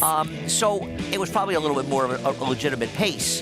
And, you know, Authentic ran very well. He just happened to lose to Ken McPeek in Swiss Skydiver. So horses have come back consistently, and Animal Kingdom ran very well. Yeah. He just lost to Shackelford, who ran well enough to beat him. They run well out of it. And the other thing is, if he were to win the Preakness, he's close to having a lock in the 3-year-old championship. But more than that, he's now won 2 legs Triple Crown. And the reality is the Belmont Stakes is going to be a tougher race in the Preakness. Because not only are the good horses from the Preakness, like Muth, going to be in the Belmont Stakes, Sierra Leone's going to be back, other horses are going to be in there. He knows it's going to be a tougher race. He is probably a shorter price to win the Preakness than he would be in the Belmont Stakes. But also, if he runs the Preakness and wins it, he has a chance to achieve immortality by winning a Belmont Stakes and winning a Triple Crown, something he can't do if he doesn't run the Preakness. And not only immortality, something else important, being worth a lot of money. So I got to think, listen, I joke about Ken McPeek and Classic Causeway. This guy is not afraid to run his horses, and he's no fool. He's not afraid to take chances in games. He understands the importance of running Mystic Dan in this race, but he's also not going to commit to running until the horse has shown him that he is capable of running. I saw an interview with him the other day where he said, for any horse I enter, I wait until the last possible moment when I have to enter to make sure that everything is going well. If I see something I don't like, any trainer is going to make the same decision and say, we're going to have another game plan. Right. The one thing, the trainers are caretakers, as is everybody in the barn of these horses. And anybody thinks they don't care about them, from the lower level horses to the very best horses, doesn't know anything about horse racing. And he cares about his horses like they all do. And he's not going to run them if he's not doing well. But if he's doing well, he'll be there, and he wants to be there. Of course, absolutely. He likes the limelight, Kenny. And I hope he wins the Preakness and we come onto the Belmont Stakes with a Triple Crown on the line. I think that would be really exciting. Yeah. It's always an exciting time, and I hope he runs well, because the other thing is he runs well, and you don't want people to get scared, oh, he can't come back and win it. Now, listen, Baffert's horses are good, and obviously Muth handled down in Arkansas, but I like Mystic Dan better at 1 mile and 3/16 than I like Muth. He still may not be able to beat him, but I think the distance will help him, and I also think Mystic Dan will run better than he did in Arkansas. As far as Muth is concerned, of course, Bob Baffert not able to run his horses in the Kentucky Derby still, so pointing always to the Preakness, the plan for Muth Arkansas Derby winner. Will have to stretch out in distance. Baffert will also send out Imagination, but Muth, a horse that ran quite well ahead of Just Steel in this Arkansas Derby victory. Yeah, Muth is pretty good, but doesn't it feel like he's getting a little leg weary towards the late stages? Drifting now, Bob out Baffert, a little bit. But listen, Bob's won the Derby with a lot of horses that probably didn't want to go 1.25 miles, and he'd be the first one to admit it. Yeah. You got to run him, and they're good. And listen, Muth is a good horse. He's probably the horse to beat in here. But I'll tell you something: the horse that isn't running in the Peter Pan for Chad Brown is a dangerous horse coming in this race. He ran extremely well in the Louisiana Derby, and people knocked the Louisiana Derby. Well, Anna Marie had trouble, and it's not like because Freedom ran that badly in his next race. He ran a Catch Freedom, a respectable 4th in the Derby. As far as Muth is concerned, Maggie, bringing you into this conversation, I know you got a chance to see him in that Arkansas Derby. What are your thoughts on Muth going into the further distance of the Preakness? Well, Acacia, I just kind of wanted to get back to Churchill Downs banning Bob Baffert. In a way, it hurts the other two legs of the Triple Crown because Baffert always has firepower when it comes to his 3-year-olds, and now trainers like Kenny McPeak aren't as inclined to go to Baltimore because they know they have to take on fresh Baffert horses, which Bob Baffert will be looking to win his 8th Preakness overall here and taking Muth in. Now look, Acacia, to answer your question, I wasn't particularly thrilled with this horse heading in to the Arkansas Derby. He's somewhat underwhelming relative to the field that he was facing that day. So I'm not necessarily inclined to say that I'm that positive to think that longer is better for him.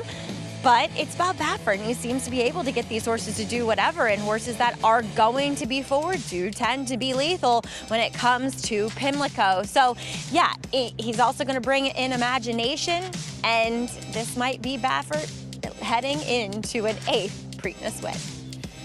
It's quite a list, Maggie, as we see Baffert's Preakness victories, won just last year with National Treasure in that throwdown and a huge finish. Obviously, the 2 Triple Crown winners and Justify and American Pharaoh on there. As you said, I mean, this is a barn that knows how to win these marquee 3-year-old races. Right. And, the thing about Bob Baffert, I think one of the reasons that he's able to be successful, besides having very good horses and being one of the all-time greatest dirt trainers, if not the best, is he's not afraid to lose. And I know you can laugh about that, but I think sometimes trainers are a little afraid to lose. And Bob isn't afraid to send horses to the front. I mean, he wired the Travers with West Coast, not exactly known as a fast horse. He was on the front basically with Arrogate. Not a fast horse early, but Bob understands the value of speed and is not afraid to use it, even with a horse that doesn't have a lot of speed. There are reasons he won a lot of races, big races, and most of them because he's clever and a very good trainer. The other horse that's pointing to the Preakness for Bob Baffert is Imagination, a horse that was second in the Santa Anita Handicap, and he obviously Santa Anita Derby, excuse me, obviously has a lot of ability as well, and he's the one that coming in, maybe the less flashy as far as the Grade 1 winning Muth does go, but he's been putting in the miles. Yeah, I thought this was extremely disappointing and an important loss for him.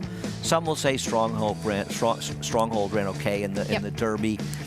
He kind of outran his odds. He didn't run very well, and let's be fair, it wasn't one of the fastest Derbies we've ever run. I don't think he's good enough to win this race. He's going to have to run a lot better than he ran at Santa Anita. Muth is the Baffert horse that's the most likely to win.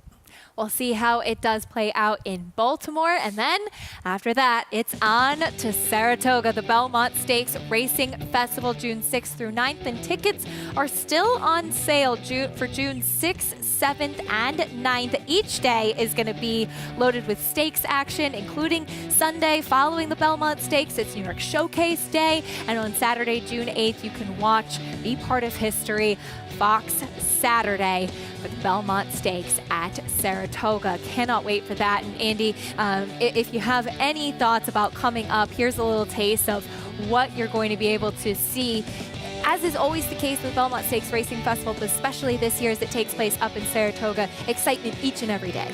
Oh, it's going to be an amazing weekend of racing. We've had great weekends of racing every year on Belmont Stakes Festival, and we've gotten some people to come out, but not like the situation in Saratoga. It's going to be Travers weekend on steroids, frankly, for 4 days up there. And it's going to be great racing. And I think we all are holding our collective breath for good weather, because we'd love some good weather for this weekend for the fans and for the racing, because it's going to be a smorgasbord of tremendous, tremendous racing. We're expecting, basically a sold-out house for Friday and Saturday and big crowds for Thursday and Sunday as well. Come spend some time with us. If you can't make it on Belmont Stakes Day, come on Sunday, come on Thursday, even for those days. It's going to be great racing every day, and it's going to be Saratoga in June. Not a bad thing. Much like having Christmas in June. We hope to see you there. Coming up next, though, the Thursday feature from Belmont at the Big A. There's a look at Signature trying to get back to the winner's circle.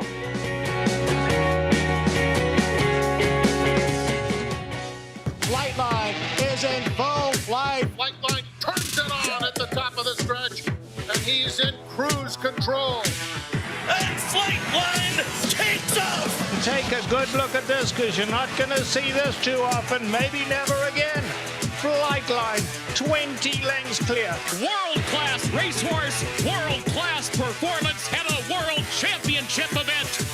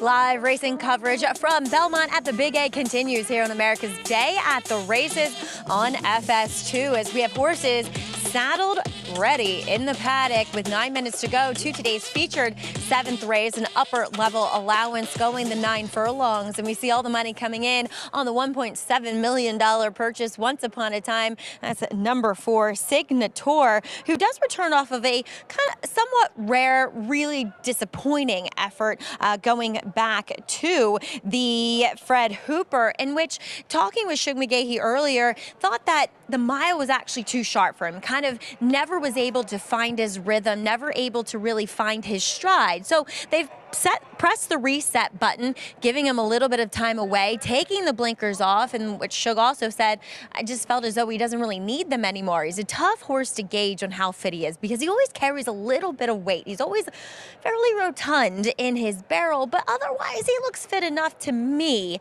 We'll see what he does here. Obviously, getting back to the 9 furlongs, I think, is essential. As a horse to his outside, second off of the bench, is number 5, Unbridled Bomber, who was just involved in a race in which the early pace was glacial at Parks for Jimmy Ryerson, and Adero able to wire the field. We'll see what kind of pace setup he gets today. He looks fantastic here, though. Fit, defined, strong. Coat is so rich and hydrated. I wonder if he can rebound a little bit, maybe gets a little more honest fractions to close into. Now, Kuchar, I can't say I was overly thrilled with him coming in here, but then again, maybe the Excelsior turns out to be a decent race, which Messier came back and won the Westchester. I thought he had a perfect trip, but was never able to gain any on the top 2, probably just 3rd best that day, but he looks fantastic in the paddock Acacia. He's the one that when they walked in here, immediately got my attention. All right, Maggie, thank you. Fun 7th race coming up here. Meeting the field, Andy, there's Ouster stretching back out. A major player, a generous 6-1, stretching out, and this is what he wants to do. Here is New York bred Barese. Could he be a function in the pace? 17-1 right now. Here is Tabaguache. I picked this one hoping he can wire the field in a very competitive race. coming off of a second-place finish behind Olympic Dreams. There he is, Signator, blinkers off. We got some insight on that equipment change from Shug McGahee earlier. I wouldn't bet him at 2-1. I wouldn't bet anyone at 2-1 in here, but on his good races, he's a huge player. Second off the layoff for Unbridled Bomber. Got nothing but love for this guy, and when he runs well. Will he get enough pace to close into? Blinkers going on Curlin's Wisdom. Those blinkers better have an engine on them. There is Kuchar coming out of the Excelsior. I thought he was a little overbet. You know, he got a perfect trip when he won 2-back, compromised by a speed track last time, but I'm not sure that race 2-back was really that good in retrospect. Here is Curbstone as well, trying to come back out of the Excelsior as well. I know Greg Wolf likes this horse. He's got some good race going mile and eighth. I worry the post is not going to do him any favors. He does have a good record at the mile and an eighth distance, as you mentioned. We'll stretch it back out in here today. There is Signator going back to the 9 furlong try, too. A horse that comes out of the Fred Hooper. Shug McGahee saying he felt that the blinkers did not really do much for him.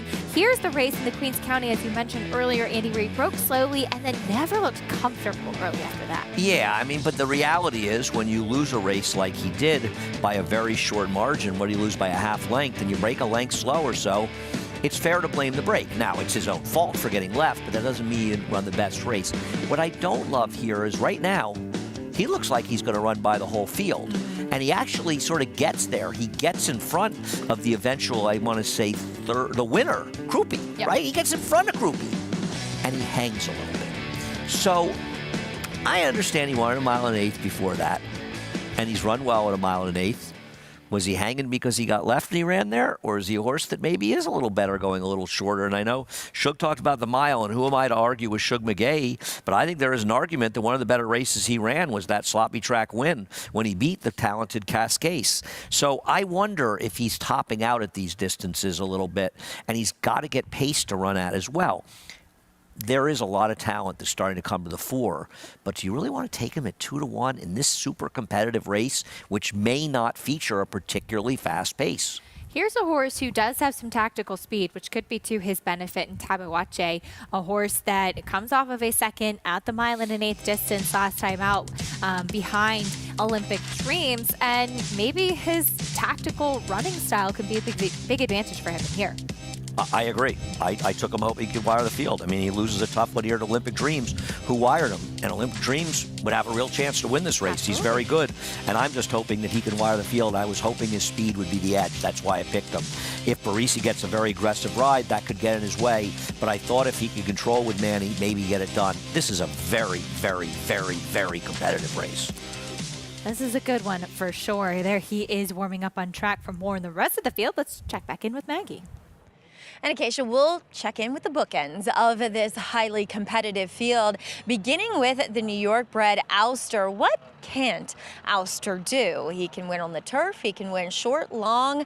He's going to try to stretch things back out, though, to this 9 furlong distance, second off the layoff, in which his comeback race I thought was very good in that optional allowance, going the, albeit 7 furlongs, in which he chased very wide throughout in a very compact field and circled them on the turn and ran on as well. So it was a really good looking score to come back with, and he's a horse that you can't help but like a bit. I mean, on top of being the physically imposing presence, he's got this real kind of honest, intelligent eye to him, and he just tends to show up. And I think he does pull a right kind of trip. I think he can be tactical enough here to not be compromised by a slow pace, and he draws favorably. I'm going to take the venerable New York bred on top here as we'll check in with the outside runner. Unfortunately for Curbstone, he draws 8 of 8 again. That was his undoing last time, in which he tried to be aggressive, as we see John Velasquez warming him up aggressively here on the track. Tried to be aggressive last time and then got hung 7 wide. I'm not exaggerating, into the first turn, and then it just didn't go well. He looks good here. He's gotten a little bit warm on track. That's not totally out of his character, to be fair. I understand, being wide with him. He's not a horse that loves having dirt kicked in his face, but again, just hoping for a more favorable outcome today with where he gets his position early on, Acacia. Maggie, thank you. Coming out of a try in the Excelsior at Curbstone, as she touched on that big warm-up that John Velasquez was giving him. Wondering what kind of trip he will pull from that outside, Andy, because he can run a good race when he's forward and able to just kind of relax on the front end going long distance. It's not going to be easy because Kuchar's not fast, but I don't think that Flavion's going to sort of relax out of the gate. You could potentially certainly see at least a little bit of speed from Curlin's Wisdom in a similar vein. And Tabawatch is a faster horse. So it's not going to be easy to get that position with him. Listen, if you like him, he's a generous price, and I can understand the merits that he has that could make him win here. I just worry that post is going to be an impediment for him to run his best race in a highly competitive race. But the reality is that Barisi's going to have to find form he hasn't had in a long time. Curlin's Wisdom's going to have to find form he hasn't had in a very long time, and he's been awful in his recent races. Other than that, there's nobody here that can't win. Maggie going with the one Ouster, New York bred that I think all three of us have a bit of a soft spot for. He's a runner and coming off of a race last time at the 7/8 that really would serve as a good springboard for some bigger efforts down the line. Right, and he just sort of won because he's good. Yes. He's not really a 7/8 horse, and those horses are obviously inferior to the ones he meets here, but that's what good horses do. They win at distances that may be a little bit short for them because they're just talented enough to win those races, but his better races are going a little bit longer. He's stretching back out in here today, 5-2 on Signator. Blinkers coming off. That son of Tappet, seeing if he can get back on track today. As far as Ouster is concerned, take a look at that last win, going 7 furlongs, as Kendrick Carmouche will be aboard once again. He got that victory that day, 9-2. And he's a horse, Andy, that, as Maggie touched on, is very versatile. He's won going a mile in 3/16. He's also won going the 7 furlongs, as we see here. Yeah, no, I think that's a very reasonable point. You know, it's just good horses are adaptable and they can do these things. You know, Forgo was not only horse of the year, but he was also champion sprinter. And as many people might know, he won the Woodward at a 1.5 miles. Then 2 or 3 weeks later, he won the Vosburg at 7 furlongs. And then 2 or 3 weeks later, he won the Jockey Club Gold Cup at 2 miles. If you suggested to a trainer these days, obviously we don't even run 1.5 mile and 2 mile races anymore. But if you said it to most trainers now, they'd say only an idiot would do something like that. They would laugh at you, but yet the great horses of all time were able to do that. Horses can cut back and win. And, you know, I joke about Classic Causeway. The fact that he's never run a 7 furlong dirt race after running a 90 Beyer and winning by 10 lengths in his debut as a 2-year-old at that distance, given his lack of success since then, to me is a little mind-boggling, and that's why I bring it up a lot. Let him lose at 7 furlongs. At least see what he can do in those races before you discount the possibility that maybe he could function well in them. Race 7 coming up next. Super competitive race. Belmont at the Big A. 5-2 on Signator. We'll see if he can get back to the winner's circle. Chris Griffin standing by with the call. Signator. Curbstone last to load to the outside.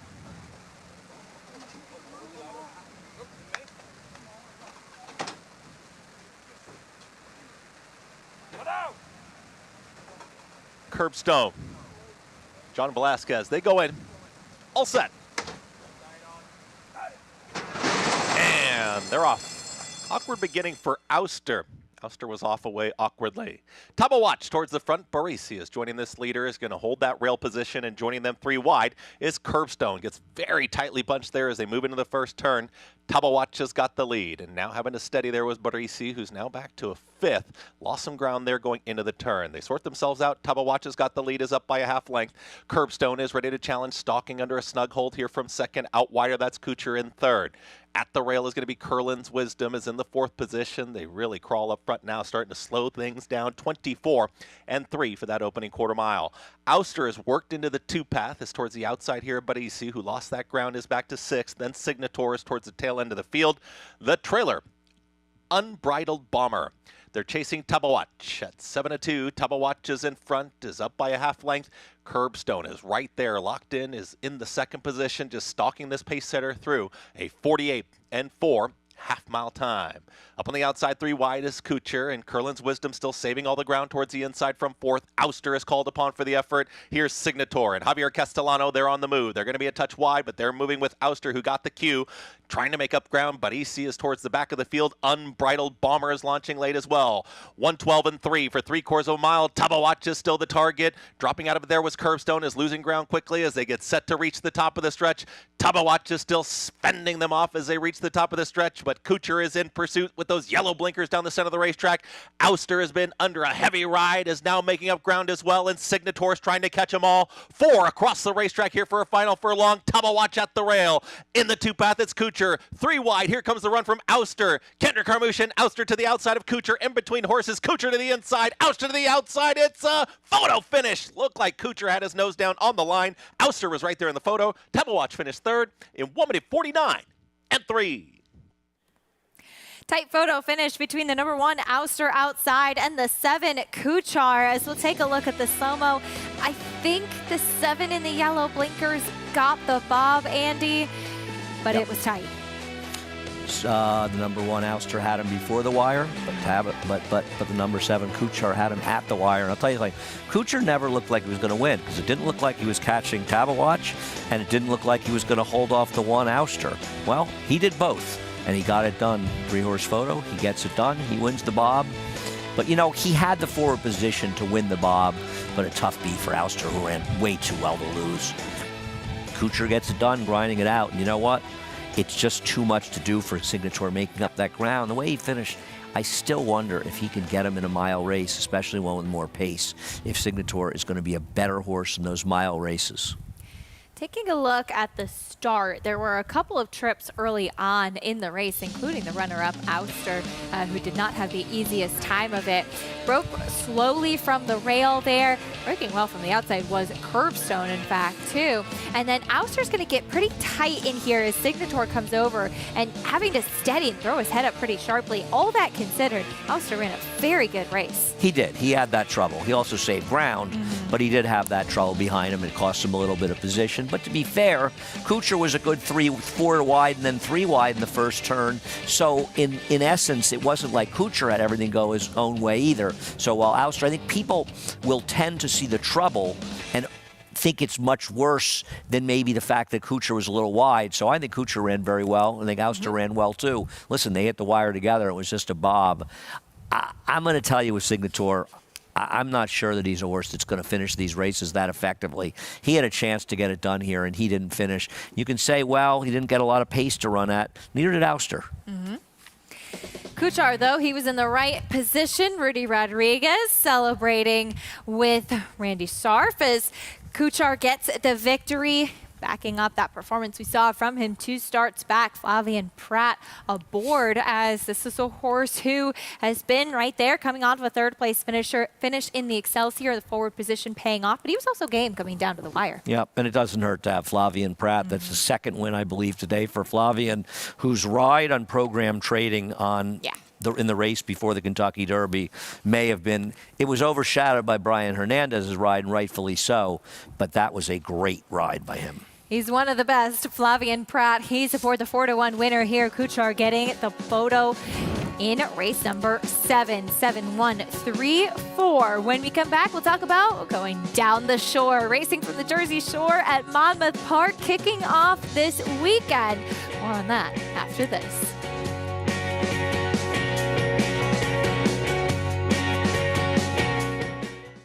It's a domineering display by the ultra-talented McKenzie. McKenzie in a dominant performance. 1,200,000 right there. 1,200,000. 550. Mitchell, 550,000. And now 500. And 500,000. Thank you. 450. 75. 475,000.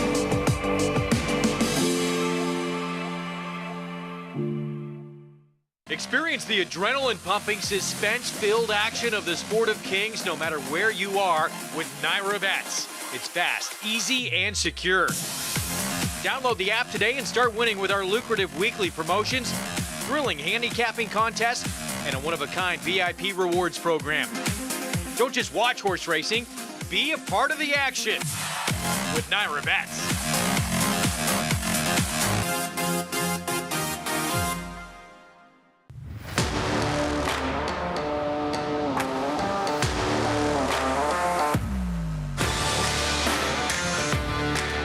Wet Pink surging to win the Coaching Club American Oaks. Forte to win the Breeders' Cup Juvenile.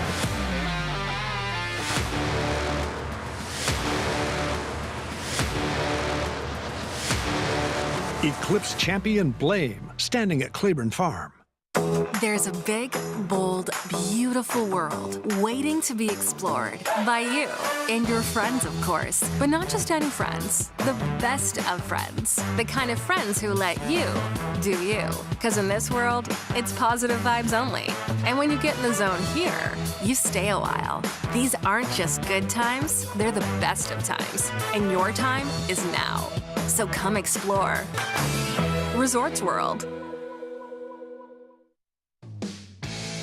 We're back on America's Day at the Races as this Winner's Circle lead-in is brought to you by the Fasig-Tipton Mid-Atlantic May 2-year-old in training sale after the Preakness on May 20th and 21st in Timonium, Maryland. Where will you be? Kuchar's in the Winner's Circle, trained by Rudy Rodriguez, and Rudy standing by with Maggie. Here with Rudy Rodriguez, something about keys. I don't know, at least he won a race. Kuchar, Rudy, as you said, screaming, nearly lost your voice. Very, very close in the end, but he wouldn't be denied today. I thought he showed a lot of fight. You know, he's been showing a lot of class, and you know, for as big as he is, he kind of just grabbed him all the way in. You know, we lost a little ground in the first home, but you know, I think Fabian did an excellent job. Especially, I tell you, you better get your rest on you because you're gonna have to push this guy the whole way around. He just kind of like a grinding, and thank God we got the bob. You still galloping?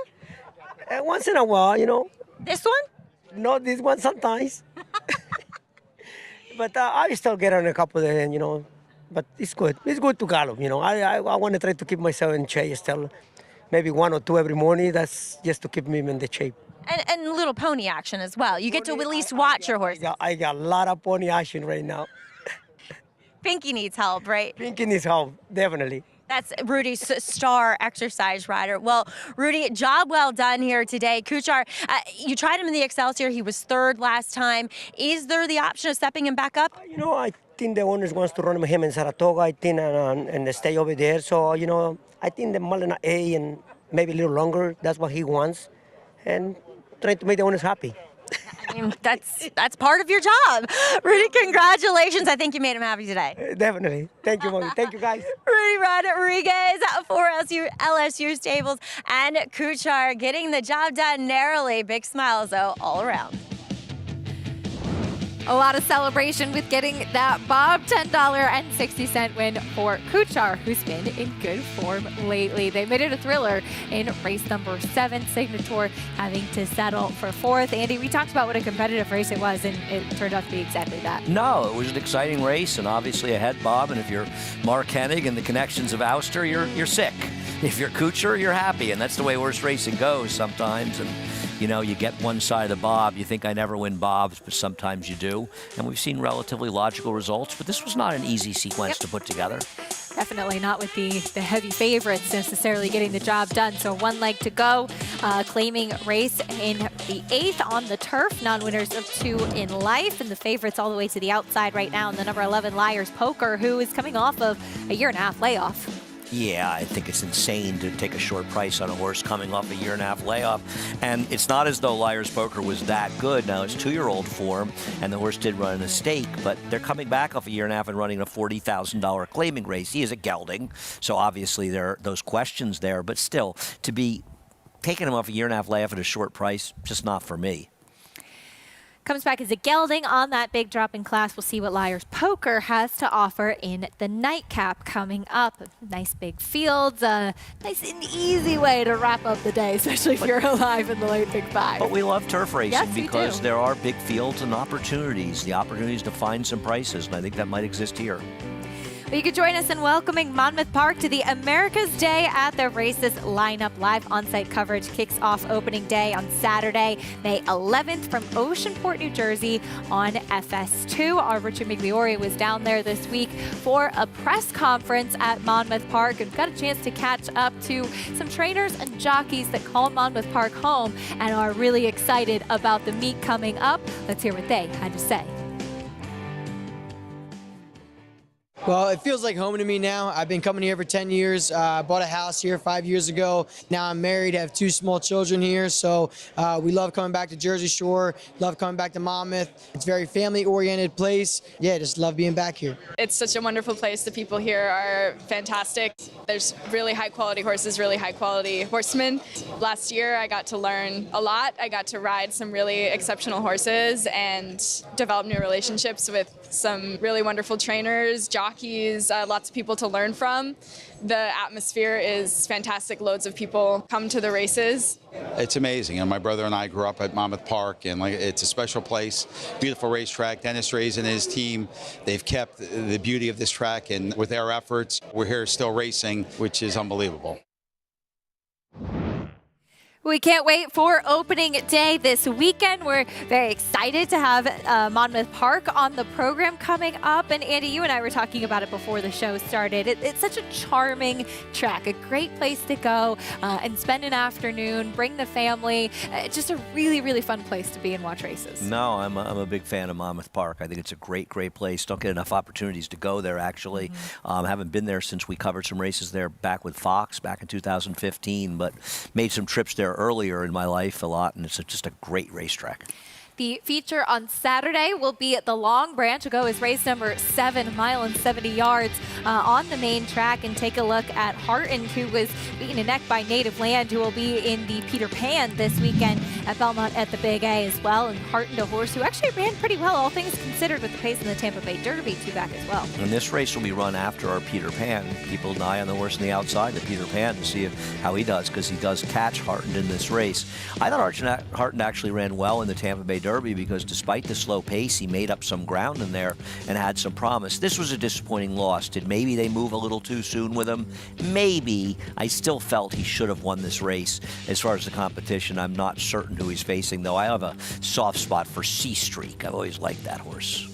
Yeah, horse that we got a chance to see when he broke his maiden here in New York as well. Has faced some pretty good company down in Florida too. So looking forward to that Long Branch coming up this weekend. And we'll also talk about some of the other stakes action that's coming up in New York, including the return of Straight No Chaser in the Run Happy. He's a graded stakes winner. He's making his long-awaited return to the races. More on him and his journey after this.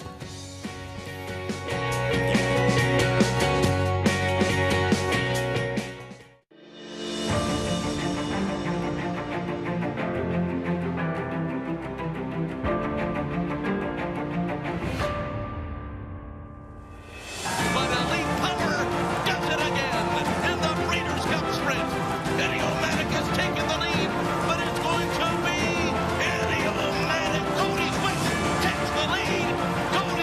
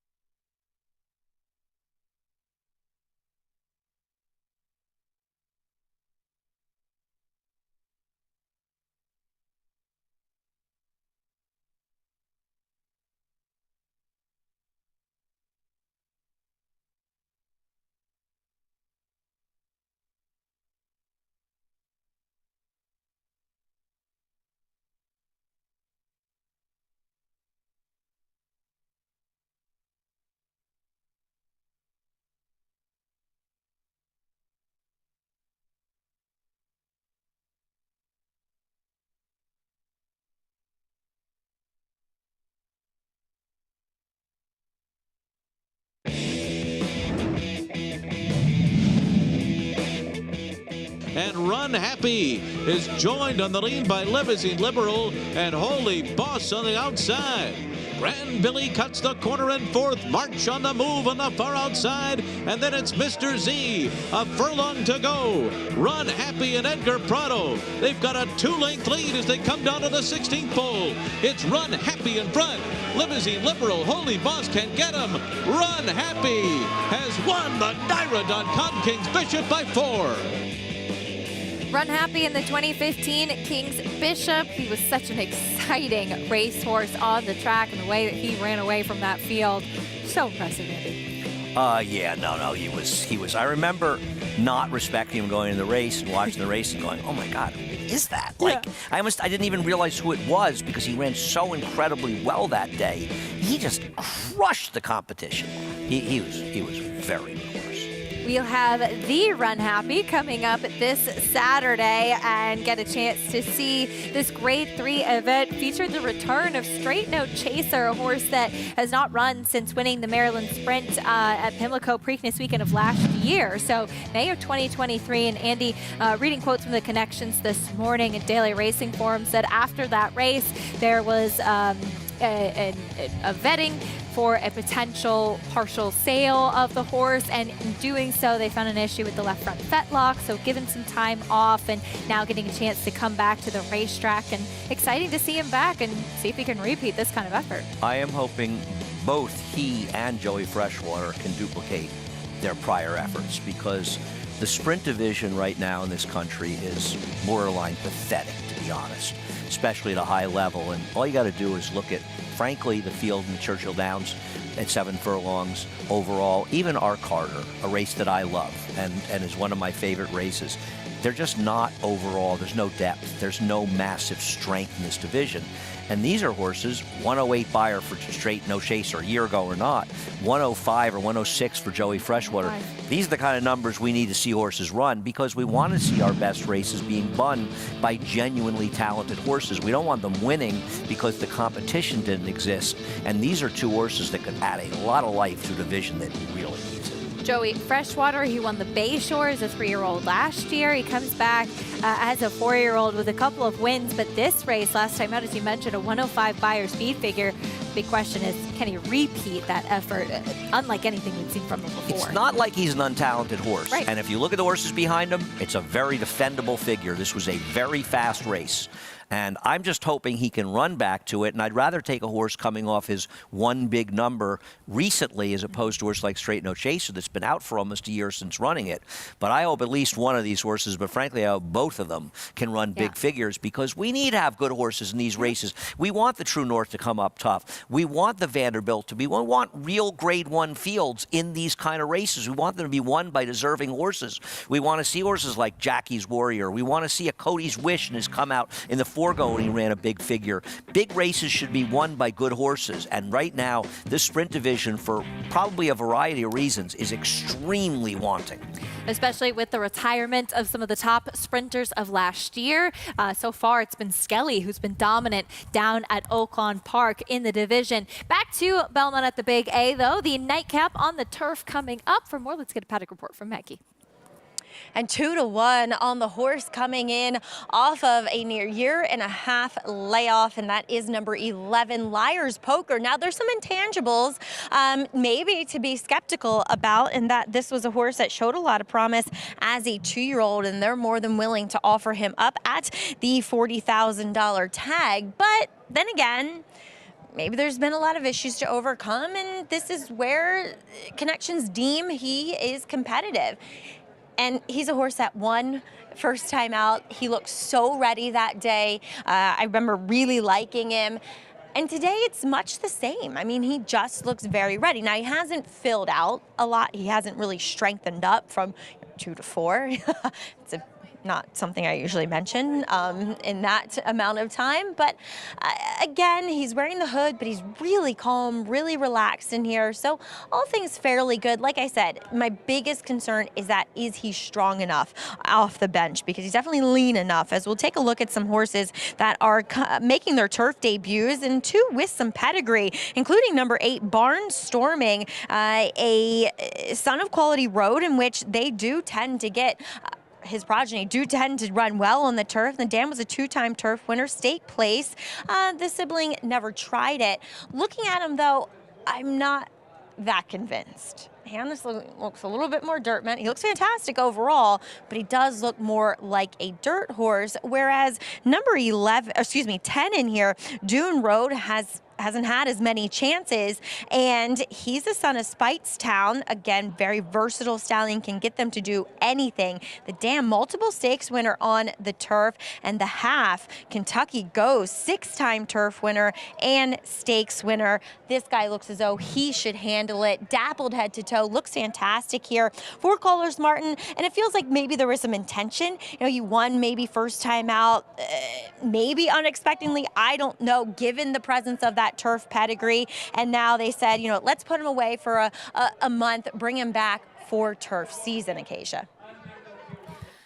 We'll see what he can do in this spot. Maggie, thank you. A lot going on in this race, and it's very interesting, especially when your favorite does have that big layoff to contend with. Meeting the rest of the field, though, Andy, starting off with the 1 October Bliss getting a drop in class. Just has a smidgen of turf ability, but his last race was very bad. Here is the number 2, 14-1 on Collect from Ike. I thought our friend Greg Wolf made an interesting case for this horse earlier today. He could be the speed. There is the 3, Noble Huntsman. Yeah, he just seems to have lost any ability at all, and he has absolutely no speed. Is getting a big drop in class today. There is Atlanta's Acuna getting back onto the turf. Yeah, I mean, he's run okay on the turf, but they're probably better in here. Quick turnaround and first time on the grass for I Love Cara. Yeah, I mean, she's actually, the pedigree is probably more leans toward turf. I know she's not the most ridiculous long shot. Here's Mauritius, a little bit of a layoff since that race at Fairgrounds. She should be forward as well, or he should be forward as well in this race, and I thought his last race was solid. As Maggie touched on with Barnstorming, plenty of turf pedigree on this one. I agree, except Linda Rice is 1 for 30, trying the turf first time with non-maidens. Wow. There's the number 9, Good Medicine, taking a drop for Todd Pletcher. Problem is his best races are going longer, and he was awful last time against better, but awful. And now they're dropping a horse who's a 5-year-old, running where he belongs, but he's tough to take at a short price. Dune Road, also lots of turf pedigree. He's my top choice, Near, and we'll expand more on him after the post parade. And there is Liar's Poker going off into the post parade. I liked Epping Forest, but she was more of a sprinter. The Dam actually was a neat horse for these connections that Christophe trained. I'm not taking a short price and horse off a 1.5 layoff, though. Limited stats, 1 for 9 for Christophe. Year plus layoff on the turf with a long shot winning. And you ever read the book, by the way? Great. It might be Michael. No, we actually have the book at the house, but I have not gotten around to reading it. I think it's Michael Lewis's first book. Yeah. It's about Wall Street traders playing Liar's Poker. It's a great book. Great book. And obviously Michael Lewis gone on to write many, many interesting books, including Moneyball. Yeah. Well, we'll see if Liar's Poker can live up to the great name. There's Good Medicine, though, a horse that, as you mentioned, has been effective going long. This is in September of 2022 when he won William Island 3/8. But that's what he wants to do the most. And hopefully, let's talk about the 10 after we talk about him. This is what he wants to do. He wants to control a race in the front end going long. Well, he's not going long and he's not controlling here. And his recent form is not particularly good. And someone can say, well, he ran a 79 buyer and that'll beat this field. Fair enough. I have a very different feeling about turf figures than some people. My feeling is that also-rans will very frequently get numbers that are better, much less indicative of their performances because they're in races that are faster and the field's bunch. How much can he outrun in the last quarter mile? And the horse that wins the race gets a 90. He's going to run a 79. I just don't know how good he really is, but maybe he belongs here, and Todd is just running him where he can win. As far as Dune Road, I don't know why you make your turf debut with a horse with sensational turf breeding with a 3-year-old for $40,000. I would wonder almost why they wouldn't want to run him in a non-winners of 1. I don't control the horse. I don't know. And maybe he's got issues. Maybe this feels that he's worth. But he's not only a Speightstown. The Dam ran a 90 buyer, was 4 for 10 on the turf, produced a horse named Kentucky Ghost, who I think is still running at 7 or 8, and won almost $600,000 on the turf. One of the other foals on turf didn't win, but was pretty good on the turf and better on turf than dirt. And this horse ran well enough in the dirt. He doesn't even improve that much to be competitive in here. I wonder if somebody will dip in, and this could be a very live long shot, because the truth is there's nobody in here that's that good, and if he really likes the turf and improves on it, he could absolutely win this race. He's very intriguing with that big pedigree, making the surface change today, as the number 7 Mauritius taking some attention now. Actually your favorite. It's been a while since he's won. He's never actually won on the turf before. He won sprinting, but he has speed, and he's run good races both in New York and at the fairgrounds, finishing 3rd last time out in February. No, I have no argument with him. I think I picked him 2nd and thought he was kind of the logical horse in this race. He's got to get the distance, but he can go a little bit farther, and he should be forward. Be interesting to see, is John Velasquez going to clear with him, or is Omar Moreno Hernandez going to be aggressive with Hernandez Moreno, on Collect for Mike, who could be in front down on the inside. We'll see how the pace develops, but I definitely think he's a player here. See if he can Vice favored. Speed. Take that speed every step of the way. 2-1 with John Velasquez in the saddle. For more, let's go back to Maggie trackside. Yeah, let's talk a little bit about good medicine in here, Acacia. And I agree with you guys that longer's ultimately better for him because he is such a one-paced horse. He wants to get out there, he wants to gallop, he wants to click off even fractions, and he doesn't have that much of a turn of foot. But on the flip side of that coin, he does get the class relief, and he looks exceptional. He definitely warmed up better than anybody that I've seen, as we do have a late scratch here. Looks as though I Love Kara is coming out here today. So I Love Kara, a long shot, not running. As getting back to good medicine, sometimes class mitigates what distance they really want. So I'm scared of him, because he's moving so well. It's like he wasn't even touching the ground. He was that kind of fluid in his movement. And he looks great here, coming 3rd off the bench for Todd Pletcher. So again, it's a really fair argument to not want to take a short price on him at this mile distance, but he is doing well for this drop. Acacia. All right, Maggie, thank you. And there she is, late scratch of I Love Kara here in race number 8. A long shot that would have been trying the turf for the first time in here. So do take note of that late scratch of the 6 as we get ready for the nightcap here, as 5-2 on the number 7 Mauritius, as he will try to use that speed. Both Andy and Maggie going with the pedigree play, Dune Road. This just seems like a good race to take a little bit of a chance with a first-time turfer as well, because there isn't so much quality in here that the horse has to be that good to win. And it's kind of hard to understand how a horse with this kind of pedigree makes its debut in a $40,000 claimer. Maybe the horse will run 6th, and we'll say that's why.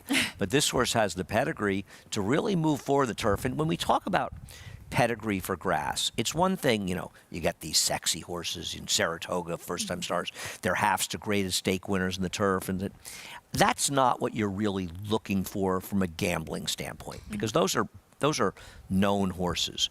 You're looking for horses that pedigree suggests they're going to move forward on the turf. The great kind of horses to find are ones that they didn't run in stakes, they ran in allowance races or claiming races, but you look at a dam who was adequate on the turf, but she's produced foals that couldn't run at all in the dirt. They're running 30s and 40 buyers in the dirt, and they get to the turf and they win a little bit. They're not saying they're killers, but they're running 70 and 80 buyers. They're dramatically better horses on turf than dirt.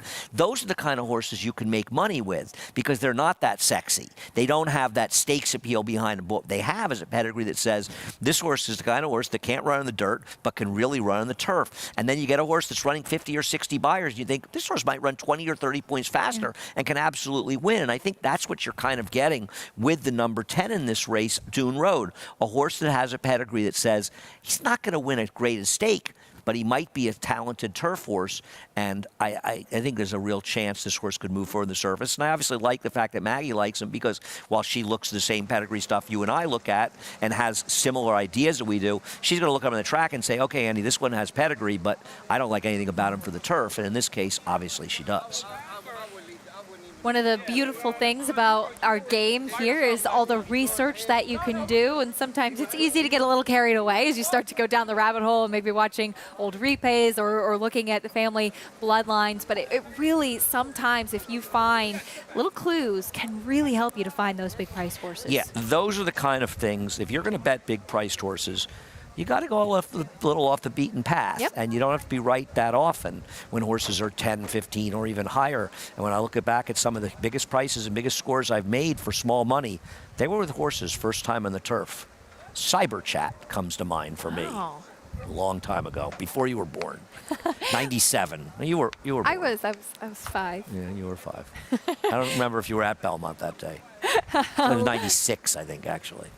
Loading in for race number 8, Atlanta's Acuna getting a little bit of help, pushing into the gate with the starting gate crew. It looks like the 10 June Road acting up just a little bit. Romero Mirage jumping off. Attending veterinarian will give him a quick check before they load in the layoff runner, Liar's Poker, here in race number 8. And when you have a horse act up in the gate like that, Romero doing the right thing, jumping off his back, and we'll climb back aboard in the gate. Looks like we are just about set to go. Race 8, the nightcap, Belmont at the Big A coming up. Here's Chris Griffin with the call. And in. All set. And they're off. Barnstorming flashes early speed right out towards the front. It's Barnstorming with plenty of company. It's Liar's Poker out wide, out in the center of the course, and towards the inside here comes Mauritius. And now Mauritius will get over to the rail, is going to take the lead. Mild pressure from Barnstorming, who's going to take back, is content to sit about a half length back in the second position. Also moving right in behind them, that's Liar's Poker, who's going to be a shared third and fourth with Atlanta's Acuna. Very tight hold now on Liar's Poker. Wanted to move up on those leaders. This rein back in here is in the 4th spot. Up on the outside is Collect from Ike, is going to be 3 wide as they move to the backstretch. Then October Bliss is in 6th. Further back in the field is going to be Good Medicine towards the tail end with Dune Road, the trailer, Noble Huntsman. Up the backstretch, and they're chasing Mauritius. It's Mauritius who's clear. John Velasquez controlling the tempo is up by 2 clear lengths. Now being encouraged to move forward, that's Barnstorming. Jose Lescano is in the second position. Quick 46 seconds flat for that posted half-mile time. Atlanta's Acuna is towards the inside, saving ground, just had to steady. Up on the outside, here comes Liar's Poker, is in between horses, also trying to rally on out wider. Is that run towards the far outside from Collect from Ike. And behind them, that's October Bliss. They reach the top of the lane. Mauritius is trying to put it away. Barnstorming is in pursuit, though, and here comes Barnstorming, trying to lug in, needs to straighten up in between horses, and here comes Liar's Poker rolling on the grandstand side. Mauritius is now back in front as well, clear is up by a half length. The one within range is Liar's Poker. Barnstorming didn't go on. Liar's Poker is now getting the edge. Mauritius is not done towards the inside, but Liar's Poker does enough in the finale. Mauritius finishes second, then Barnstorming and Good Medicine in 1 minute 36 and 4. Liar's Poker off the layoff, able to run down the pace setter, and Liar's Poker maybe back in for 40,000, but back to the winner's circle today, Andy. Yeah, I got an absolutely perfect trip to get it done, and a real battle of the team here between the Clement and Morley's here down the stretch, and it was Liar's Poker getting it done. No, we always wish each other well. I know, but I still thought it was fun. You have to allow me to have a little fun here. And this win off the layoff gets it done. And a tough beat for the 7 Mauritius, who really ran well enough to win this race. And the number 9 never really got into the race at all. And a nice effort off the layoff. And I obviously with Liar's Poker, with that name, the owner, John C. Merriweather, of course, who owns Waterford, right? He owns Waterville Lake Stables, right? Of course, a very well-known figure on Wall Street for many years, and a nice man as well. Very nice. One of the I'm sure nicest the around. book is the reason for the name. Yes, Liar's Poker with the victory. Was not claimed. Liar's Poker, the number 10 Dune Road, who tried the turf, was claimed in this spot. Wonder what we'll see from him in the future. Never really seemed to get involved into the race much, Dune Road, when switching to the I think grass. he likes to eat grass but not run on it. He was bad. He didn't run like he handled it at all. It was the number 11 Liar's Poker with the win, though. 11-7, 8-9, 5-2 shot, 5-2 on the first two finishers. In fact, there in race number 8. Prices when we come back. We'll wrap things up. Belmont at the Big A after this on America's Day at the Races. Breeding in New York State just got a whole lot greener.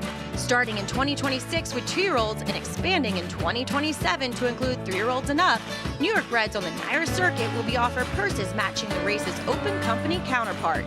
That's a nearly 20% increase per race compared to 2023.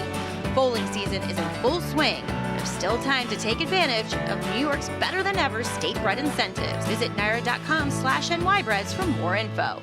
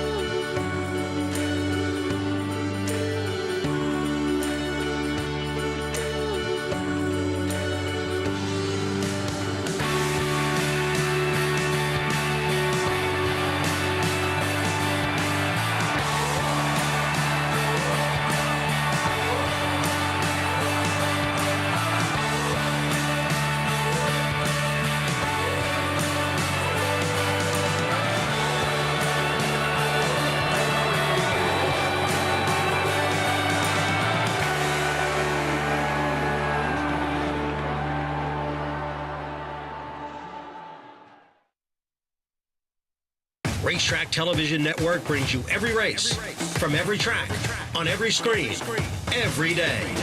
With monthly packages starting as low as $5, RTN gives you great value and access to more live HD streaming and race replays than anyone. Visit RTN.tv today to sign up and watch on almost any device, including Roku and Amazon Fire.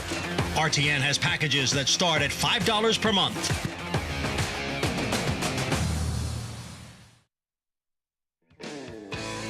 We're back on America's Day at the Races as we had the final race of the day on the turf, and it was the layoff runner, Liar's Poker, who was ready to roll off the bench, came back as a gelding, dropping class, and Joel Rosario smiling, making his way into the winner's circle. Now, to know Joel is to love Joel. He's such a good guy, and you know he has a tremendous feel for these races and getting position with this horse and able to be in a position to win it, because he needed every bit of a good ride to get it done, because he was barely able to cap Mauritius. It's funny, right here, it looks like he's going to go on and win by a couple of lengths, right? And as soon as he gets up outside of Mauritius really battled back. When you consider this pace, I mean, the pace is not correct. Okay, let's start out with that. They didn't go 23.77 and then 46.5. That didn't happen, actually. And then go a 27 quarter the next quarter. So the half of 46.05 is probably about as accurate as saying I'm 6'5". So Really? They probably went about 47 and change to 48, probably, in all likelihood.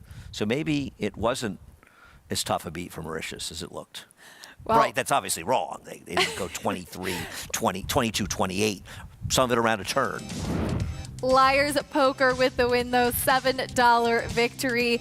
Trained by Christophe Clement, standing by with Maggie. Maggie, what do you know? Andy, he got a lot taller while he was sitting next to me.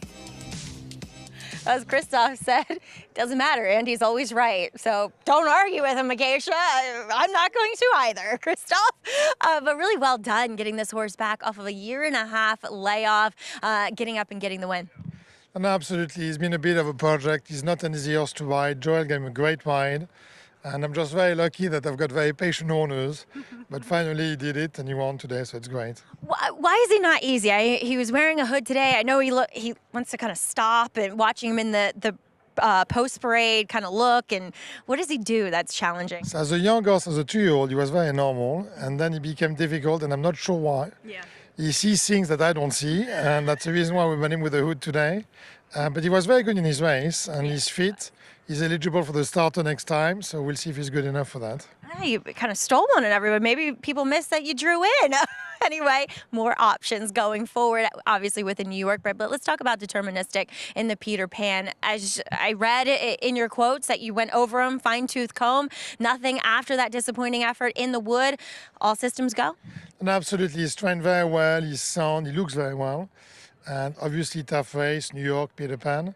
Small question mark if he wants to go that far, but the only way to find out is to try it. I think we just have to forget about the last race, and we'll have a very good idea about where we are on Saturday night. Well, looking forward to it, and congratulations here. Nice way to end the night. Thank you so much. All right, Christophe Clement, well represented this weekend, too, with many chances in graded stakes, Acacia. But, hey, Liar's Poker, he's a winner yet again. Gets back to the winner's circle. Obviously has no problem running fresh. Maggie, thank you. Liar's Poker, maybe a little bit of a tricky type of horse, but he was ready in this spot, and $7 winner as far as the late pick 5.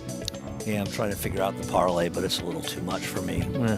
It's probably a little bit short of that. It's probably on the parlay, this is better, but not huge.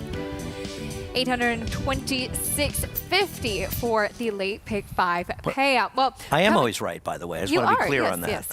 I'm right a lot more off than Christophe is. I mean, I don't pick a lot of winners, but he's lucky to win at 20%.